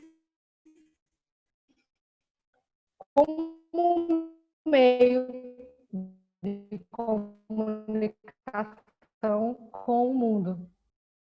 E assim, de forma remota, muitas iniciativas de divulgação científica e imagem acessível. E aí eu vou ter para vocês os geoparques, os aspirantes, os projetos, os geoparques da rede global, em suas redes sociais, trabalhando, né, desenvolvendo estratégias de geocomunicação. Então, eu trouxe o exemplo das lives semanais que o aspirante projeto, né, Geoparques vem trazendo toda semana, com entrevistas, com conversas com profissionais, com pessoas locais, né, da região. Informações sobre o território, sobre o geopatrimônio, assim como o projeto Geoparque Quarta Colônia vem fazendo também. Tem um novo projeto deles que se chama Fóssil da Semana. Então, toda semana eles trazem um fóssil e falam sobre esse fóssil. Jornada interdisciplinar, né, que são cursos online que eles vão fazer com professores. E assim a gente vai tentando trabalhar, vai tentando tocar as nossas estratégias de geocomunicação e deixar que isso seja preparado para o nosso retorno. Né? O Geoparque Costões e Lagunas também com projetos, um projeto, né? Eles estão com uma série de livretos, de cartilhas sobre geossítios que podem ser acessadas no site do projeto Geoparque, o canal deles no YouTube com documentários que vão ser lançados. E aí temos a responsabilidade social também dos geoparques globais da UNESCO, como o professor Gui Martini, né, apresentou lindamente hoje pela manhã no seu vídeo. Tem aqui também algumas imagens do site da UNESCO. Então, o Araripe Global Geoparque tem desenvolvido trabalho junto à sua comunidade, né, fez campanhas para doação de máscaras, para doação de alimentos, incentiva os produtores locais. Foi apresentado pelo professor Gui hoje na Tailândia, né, o Geoparque Saturn UNESCO Global, né, as empresas têxteis locais fabricam máscaras nas cores do Geoparque para proteger a comunidade, né, o Geoparque Naturtejo, que lançou o projeto At Home, né, com a hashtag Geoparque Naturtejo em casa. Então, abrindo o site, tem passatempos, né, jogos digitais, documentários, uma série de atividades geoeducativas, de geocomunicação que podem ser feitas durante esse período de pandemia. Então, são desafios e são oportunidades que vão surgindo ao longo desse, né, longo tempo de isolamento que nós já estamos. O Itoigawa, né, no Japão também, mudou a logo, o movimento social, usou seus mascotes, está incentivando o uso de máscaras. O Ibabura Geoparque também tem desenvolvido esses trabalhos. O Arouca, né, com incentivo agrícola, com incentivo da população, de incentivar o consumo, né, o desenvolvimento local, dos produtores locais, dos pequenos produtores comerciais. Mais algumas, são muitas iniciativas, obviamente não caberiam todas aqui, eu tentei trazer um pouco de cada coisa. E a SBG, que é a Sociedade Brasileira de Geologia, tem desenvolvido um projeto, um público mais específico, mas muito importante, muito interessante, com lives, palestras durante a semana, né, lives semanais. Alguns projetos individuais, a Ravena, geóloga, né, doutoranda lá da UNB em Brasília, que desenvolveu um cronograma de eventos, um cronograma de lives, onde ela, né, compila ali, junta todos os eventos, né, diários, e ela atualiza uma lista diária de eventos via WhatsApp, via Telegram, via Instagram, e conversando com ela, eu entrevistei, né, fiz uma conversa com ela, em 50 dias eles já registraram mais de 1000 eventos, todos com o tema das geociências. Então, são muitas atividades sendo desenvolvidas de casa. E aí a gente vem dar o nosso exemplo, que é o Geocomunicando, foi um projeto que nasceu em 31 de março, e o nosso primeiro convidado foi o professor Arthur Sá, que embarcou nessa nossa jornada, acreditou no nosso projeto. São entrevistas semanais feitas pelo Instagram, onde nós, né, conversamos com profissionais de várias áreas e já estamos avaliando mudar para o YouTube. A plataforma está ficando, né, já muitas pessoas pedindo para a gente ter uma plataforma a mais, para dar mais oportunidades. Temos a contribuição dos nossos alunos que estão aqui assistindo essa palestra hoje, participando do evento desde o primeiro dia, né, do nosso grupo de estudos. Bom, então desde 31 de março, né, nós já conversamos com 16 pesquisadores, tivemos 16 momentos, né, com diferentes temas, né, estamos mensalmente montando cronogramas e conversas, né, com temas que atendam diversos pesquisadores de diversas regiões. Esperamos poder convidar e ter mais participação. A gente, né, quer manter esse projeto, que nossa ideia é que ele, né, cresça e que se expanda, que a gente possa conversar com o máximo de pessoas. Inclusive tem aqui o professor Marcos Nascimento, que foi um dos nossos convidados, a professora Luciana, o professor Arthur, o professor Gork Mariano, né, já conversamos com eles. Então foram 16 lives com temas diferentes. O professor Patricio Melo também conversou com a gente, né, com o tema da rede GeoLAC. Então 16 conversas, 2 internacionais, o professor Arthur Sá e o professor Heidel Mort, do canal Geologize, né, da Inglaterra. E tem sido bastante desafiador, né? Então, quais os nossos principais desafios, né? Como que a gente tem lidado com as mídias digitais, né? Como a gente tem se adaptado a isso. De repente, a gente se viu, mesmo que a gente já trabalhasse nessa área, mas o meio digital, a internet, não era nossa única atividade. Nós tínhamos outras coisas. Fazíamos muitas atividades presenciais. E agora? Como fazer e como buscar fazer bem, entregar o melhor para quem nos assiste? Então, trouxe alguns desafios que a gente tem vivido e... Então, as estratégias, o que é que a gente tem buscado, né? De novo, a gente tem visto qual a plataforma que vai se adaptar melhor para o que a gente quer. Então, aí fica também para quem tiver interesse em desenvolver esse tipo de atividade, o que é que a gente tem que prestar atenção?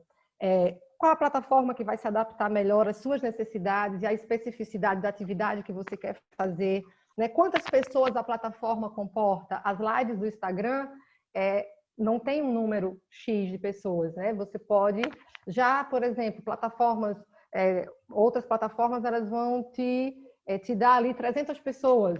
Então, como vai ser teu evento? Vai ser aberto, né? A sua atividade de geocomunicação. Você gostaria de transmitir esse evento, essa live ou essa atividade de geocomunicação em simultâneo com outros, né, em outras plataformas ao mesmo tempo, YouTube, Instagram? Quais os aplicativos permitem isso? Qual o tempo da tua atividade? A atividade é livre 1, 2 horas, que a gente sabe que tem alguns aplicativos que eles te dão um tempo exato ali, só tem 1 hora para fazer a sua atividade. E isso são desafios que a gente não fazia parte da nossa rotina, né? Horários para publicação de posts, né? Qual horário vai me dar o maior alcance daquele post que eu vou fazer sobre determinado tema? Então, são preocupações que nós não tínhamos, né? E hoje a gente já busca um maior alcance de pessoas. Conhecer e direcionar as atividades conforme o nosso público. É um público infantil, né? Seu público é o público adulto, são alunos de graduação. Então, qual o nosso público? A frequência para divulgar os eventos, a frequência para divulgar as lives, encontrar um equilíbrio, não exagerar e mandar muita coisa para as pessoas, mas também poder divulgar aquele evento para que a gente tenha um maior número de pessoas recebendo aquelas informações. Então, tudo isso são desafios que hoje fazem parte da nossa vida e que acho que nós vamos levar aí para o futuro. Né? Então, assim, mais desafios. Como avaliar as nossas ações? Né? Como podemos avaliar, né, as ações? Como ter esse feedback? Então, podemos pedir para que as pessoas preencham formulários, preencham questionários, né, após o evento. Os comentários e as mensagens que nós temos recebido, tanto público como mensagens privadas, têm nos dado um feedback bacana. São depoimentos, inclusive, de alunos que, após assistir algumas das nossas lives, eles definiram, por exemplo, o objeto de estudo que queriam para o TCC. Então, tem sido bastante gratificante. Observar o público, a interação que esse público faz durante a live, durante as nossas conversas informais, o engajamento. Muitos aplicativos dão relatórios, né, do engajamento, e a gente consegue saber o nosso público por cidade, o nosso público por países, faixa etária, o melhor horário. Então, tudo isso são desafios, mas também oportunidades que nós temos tido de aprender mais. Tenho aprendido muito com os alunos. Os alunos, eles estão sempre, os jovens estão sempre, né, estão mais engajados no meio, e tenho aprendido muito com eles. Então, oportunidades, né? Então, por exemplo, a geocomunicação, né, hoje, ela pode, né, fazer parte de vários projetos de extensão. Então, hoje tem aberto editais de extensão e nós podemos trabalhar a geocomunicação nos projetos de extensão, por exemplo, nas universidades. O conhecimento virtual dos territórios geoparques, dos museus, pode ser uma oportunidade nesse momento, né? Por meio das redes sociais, a gente levar o público geral ao conhecimento geocientífico. Como oportunidade, como eu já falei também, aprender novas ferramentas de trabalho, né? O marketing digital, as plataformas digitais, a criação de rede de amigos e de parceiros, né, virtuais que a gente tem conseguido alcançar. Conversei essa semana, 2 semanas atrás, com o pessoal do sul do país. O Brasil é, né, um país enorme, e a gente, muitas vezes eu não teria oportunidade de ir, né, até onde eles estão, e nós temos conversado bastante. Então, são ações, né, necessárias, são oportunidades que a gente tem tido. E aí, nesse sentido, né, o que é que a geocomunicação vai, né, nos proporcionar, e proporcionar de uma forma geral? A promoção e a valorização do geopatrimônio, dos territórios, né, por meio, né, dos meios digitais, a popularização das geociências, o contato com as pessoas dos mais diversos lugares, né, do Brasil e do mundo, como a gente está tendo esse contato aqui hoje, quando abriu a câmera, o professor abriu a câmera, pesquisadores de vários países. É um alento num momento difícil como esse. Então, as nossas terças-feiras, quando a gente conversa, quando a gente faz a live, quando a gente geocomunica, é aquele momento que a gente se sente ali ativo, como hoje. A possibilidade de socialização mesmo, que é a distância. E eu vejo hoje todas essas atividades que eu mostrei, todas essas iniciativas, tudo, né, o que os colegas mostraram ao longo desses 3 dias, que essas ações são possíveis né, de fazer e são necessárias para nós e para os espectadores, para quem está recebendo, né, essa informação. Então, thanks for your attention. E aqui eu deixo alguns dos nossos contatos, né? O Instagram do nosso grupo, do Regecos, a UPE, o Instagram do Geodestinos, que é onde a gente realiza as nossas lives, e o nosso canal do YouTube, que em breve a gente vai migrar com o evento para lá, e meu contato, se quiserem, né, conversar, tirar qualquer dúvida, estou à disposição. Muito obrigada, Arthur. Thank you so much, Professor Thaís Guimaraes. Thank you, Thaís. In effect, I would like to inform all those that remains in the course that next week we will have all the entire sessions published in the YouTube channel of the UNESCO Share. So all the communications, all the presentations, the entire will be at your disposal in the YouTube channel. So this, I think this could be interesting for many of you. Well, Thaís, thank you for your nice and beautiful presentation about something that is always important. Communication is something that is mandatory for any project related with geoconservation, about geoparks.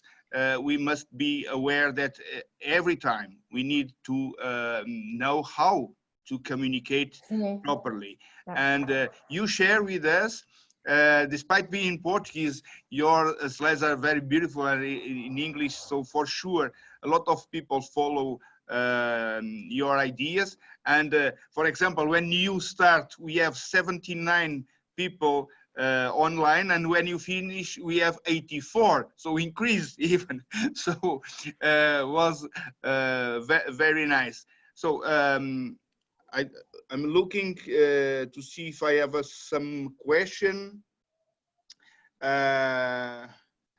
So you have people congratulating you, but I have a question.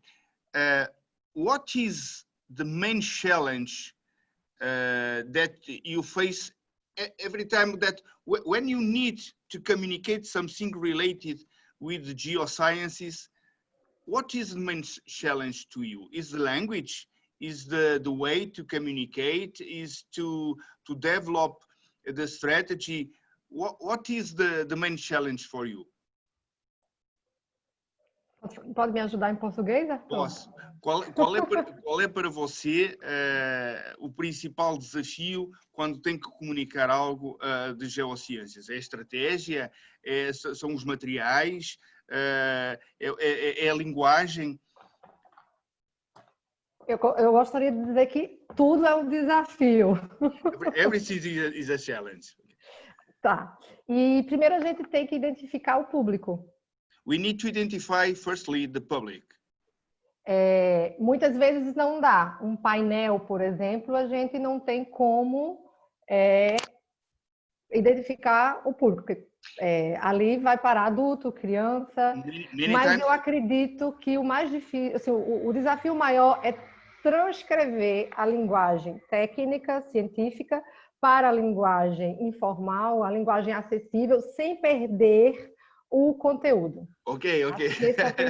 The main challenge is if we need to produce a panel, it's always difficult and challenging because it's something is a infrastructure that will stay there, and we don't know if it's specialists that come and read, or if it is young people or elder people, or people with or without formation on the area that comes and interpret. But the main issue is to adapt the way to communicate. So how to be able to take the technical information and transform this technical information in accessible to all of the potential readers, to bring this information in a proper way.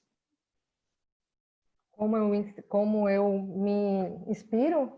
Sim, como é que você se inspira? Tá. Pergunto muito, uso muito a família, muitas vezes. O professor Gor, que está aí durante a nossa tese de doutorado, né? Eu costumo dizer a nossa, porque você foi meu co-orientador, o professor Gor que é meu orientador. E a gente, quando fazia os painéis ou os folders, primeiro, eu gosto muito assim, de ler, por exemplo, a professora Luciana, ela tem livros infantis. Então, utilizar esses livros, essas ferramentas que já existem e a gente tentar ver, né, e adaptar. Então, ter esse... I need to translate a little bit she used as inspiration essentially her family. So think about the family, but also ask to the family to read and to listen what she said about and try to evaluate the reaction to this. But she also remembered the time of her PhD thesis when she discussed a lot with Professor Gorka Marianne and with me, trying to find new ways, new approaches to put to put properly or to use properly the information for the great public. E perguntar muito às pessoas que não são da área, né? Porque é interessante a gente chegar e perguntar: você está entendendo isso aqui? Para a pessoa que é da área, ela vai saber. Então a gente tem que perguntar ao público diferente. Yes. And she asks a lot to those that don't understand nothing or only understand a very few from this area of knowledge. So asking to those that is something new, are new contents, and asking if they are understanding about the text and about the sentences that are being used in the materials.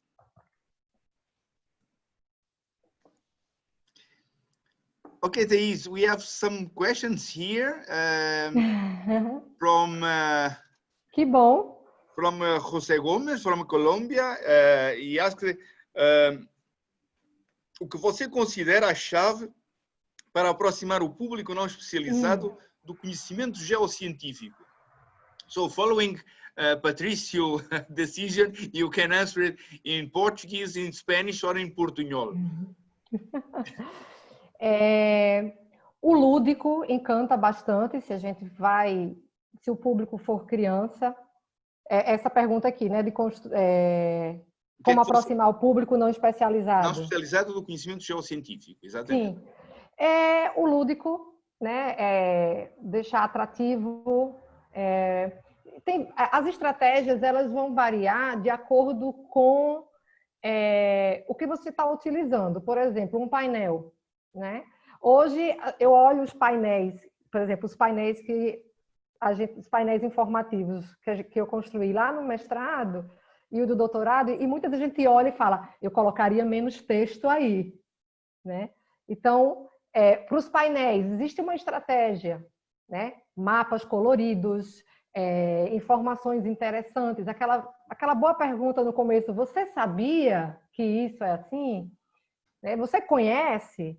Então vai depender muito, justamente. Por isso que eu falo que assim, a dificuldade ela tem um conjunto, que cada estratégia de geocomunicação ou cada ferramenta ela vai exigir uma especificidade diferente, uma dificuldade diferente. Uma é a linguagem, por exemplo, para criança.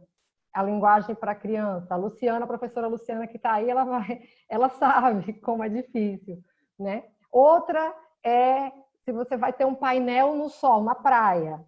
Então, você vai ter que ponderar ali as imagens, porque a gente tem que pensar, o geoturista, o visitante, ele vai chegar ali, ele vai querer tomar sol, tomar cerveja, curtir a praia, ele não vai ficar muito tempo na frente de um painel. Então, esse painel ele tem que ser atrativo do ponto de vista de imagem, de mapas, né? Sem perder, obviamente, a qualidade da informação. Então, são grandes desafios. Okay. Eu tô falando muito, o Arthur traduzir. No. Professor Gorky Mariano asked you to talk about your games with geodiversity thematics. Ele pede para você falar sobre os jogos. Os jogos. Sim, Nós temos trabalhado, né, na UPE ultimamente com o nosso grupo com a elaboração de jogos. Durante a tese, a gente já produzimos 3 jogos, né, o dominó, um quebra-cabeças e um jogo da memória. Okay, Thaís, allow me to translate because we have people, for example, I'm seeing here Ekaterina Bogdan from Russia and Alan Bowring from Wales. For sure, I need to translate a little bit. Among others, that we have in this moment 78 people listening us. Thaís developed some games to involve in a ludic way the concepts of geodiversity, dominoes, a jigsaw, puzzle, and other kind of games that she tried to develop and to create a different way and a very interesting way to transmit the knowledge regarding geodiversity and geoconservation. Pode continuar. Sim. Eu me perdi. Você estava a dizer que tinha os dominós, que tinha Isso, e ultimamente nós estávamos com um projeto, né, de extensão, onde a gente estava desenvolvendo jogos de tabuleiro e aplicando em espaços formais e não formais de ensino, lá em Petrolina, onde eu atuo. Né? Só que nós fomos aí pegos, né, por esse momento de isolamento social, pela pandemia, e paramos com esse projeto momentaneamente. E foi a partir disso que a gente começou com o projeto das lives. Mas o projeto dos jogos, nós pretendemos retomar em breve. Okay, so they developed, when the COVID pandemic appeared, they have under development big project of the extension to the community towards the creation of formal and informal games using the educational programs from the state, and with this they tried to create, and the idea is to create different dynamics with the table games to widespread the knowledge regarding the geodiversity and the geoconservation. Unfortunately, due to the pandemic lockdown, this still waiting for better days, and they are looking to a quick end of this situation. Okay. You have others. No, it's people congratulating you, Marcos Nascimento, also Alan Bowring, saying obrigado. Aqui no país de Gales também estou interessado em usar jogos para explorar nossas histórias geológicas. Thank you, Alan. You have a perfect Portuguese. I'm unable to imagine myself speaking Welsh, and you write perfectly in Portuguese. Great, thank you. We have one question from Marcos Nascimento. He said, what is missing for researchers in geosciences to understand that speaking to researchers is very important, but speaking to society as a whole is even better? O que é que falta aos investigadores em geociências para compreenderem que falar para pesquisadores é muito importante, mas falar para a sociedade como um todo é ainda melhor? Boa pergunta, Marcos. Boa pergunta. O que falta? Não sei, talvez haja uma preferência para pesquisa e para conversar entre os pares. Muitas vezes acho que não se sentem confortáveis, talvez, e preferencialmente, né, preferem o trabalho de pesquisa e a linguagem técnica tradicional. Eu tenho conversado com alguns colegas no início da pandemia e a gente conversava e eles diziam, mas eu tenho vergonha de falar na câmera. E aí a gente conversava, mas geocomunicação, mas divulgação científica, não necessariamente a gente precisa estar à frente de uma câmera. A gente pode divulgar de outras formas. A professora Luciana divulga os livros infantis, né? Então, assim, talvez falte esse incentivo. E muitas vezes, alguns até divulgam e não percebem, né? Mas aí eu acho que está vindo uma turma aí, né, nova, e a gente, né, tende a puxar essa turma, a apoiar os colegas e convencê-los não, mas estimulá-los ou mostrar que... a professora Luciana falou uma coisa na nossa live que é muito importante, que a divulgação científica, né, esse trabalho, né, com crianças, com o público geral, ele também é ciência, ele também é pesquisa. A gente faz uma pesquisa para que isso aconteça. Todas as terças-feiras, as lives que eu faço, acreditem, todo mundo que eu vou entrevistar, um dia antes, pelo menos 2 dias antes, eu estou lendo tudo sobre o que ele faz. Porque quando eu vou entrevistá-lo e quando eu vou perguntá-lo, eu não posso até não demonstrar que sei, porque eu estou perguntando ali, eu preciso perguntar. Teoricamente, eu não sei, mas também não vou saber tudo, porque tem áreas muito específicas. Esse mês a gente está conversando com paleontólogos. Vou tentar falar menos, Arthur.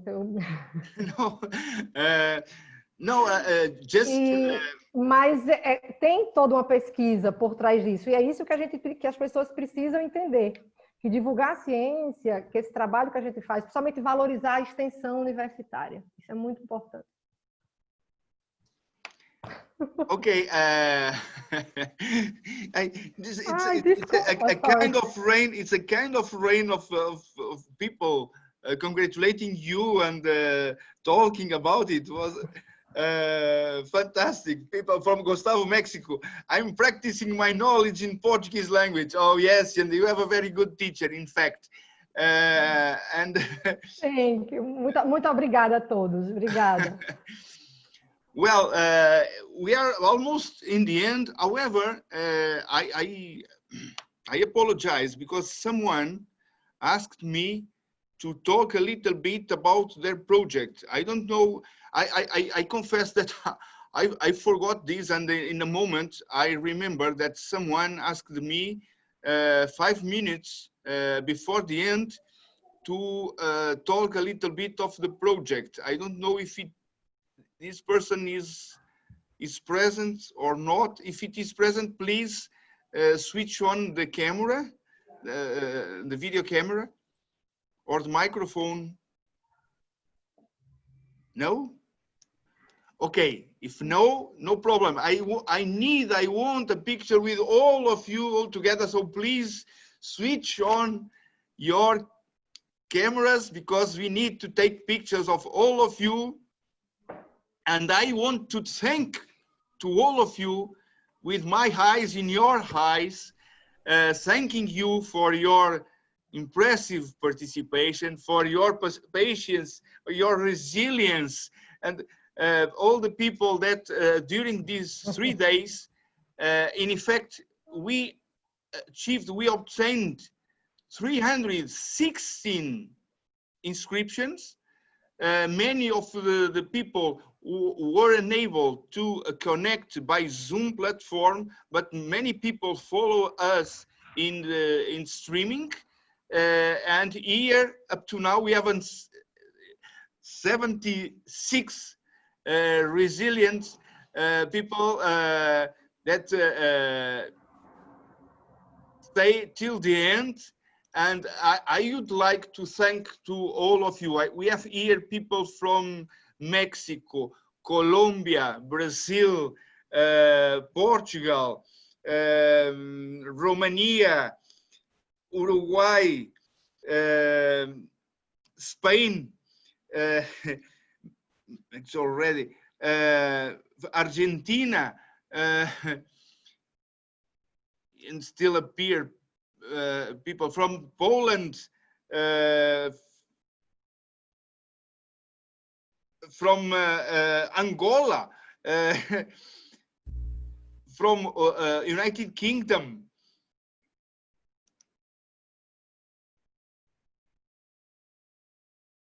Turkey. I'm sorry, because others, I don't know where I'm from, and from Thailand also, from Venezuela. Thank you so much to all of you, because in effect, we're mixed account, okay, yes. Thank you to all of you for your participation. You have all our contacts. In any situation that you think that we can help you, that we can share our experience with you, that you can help you in any circumstance, please don't hesitate to contact us, because we promise every time we answer you, we contact you, and we try to find a way to help you to achieve your goals. There are a lot of people involved in this all over the world, and all of them, and also Hungary. I see here, sorry, Ildik Sauce from all the people that are interested in cooperate, are interested in create synergies, and this is really important.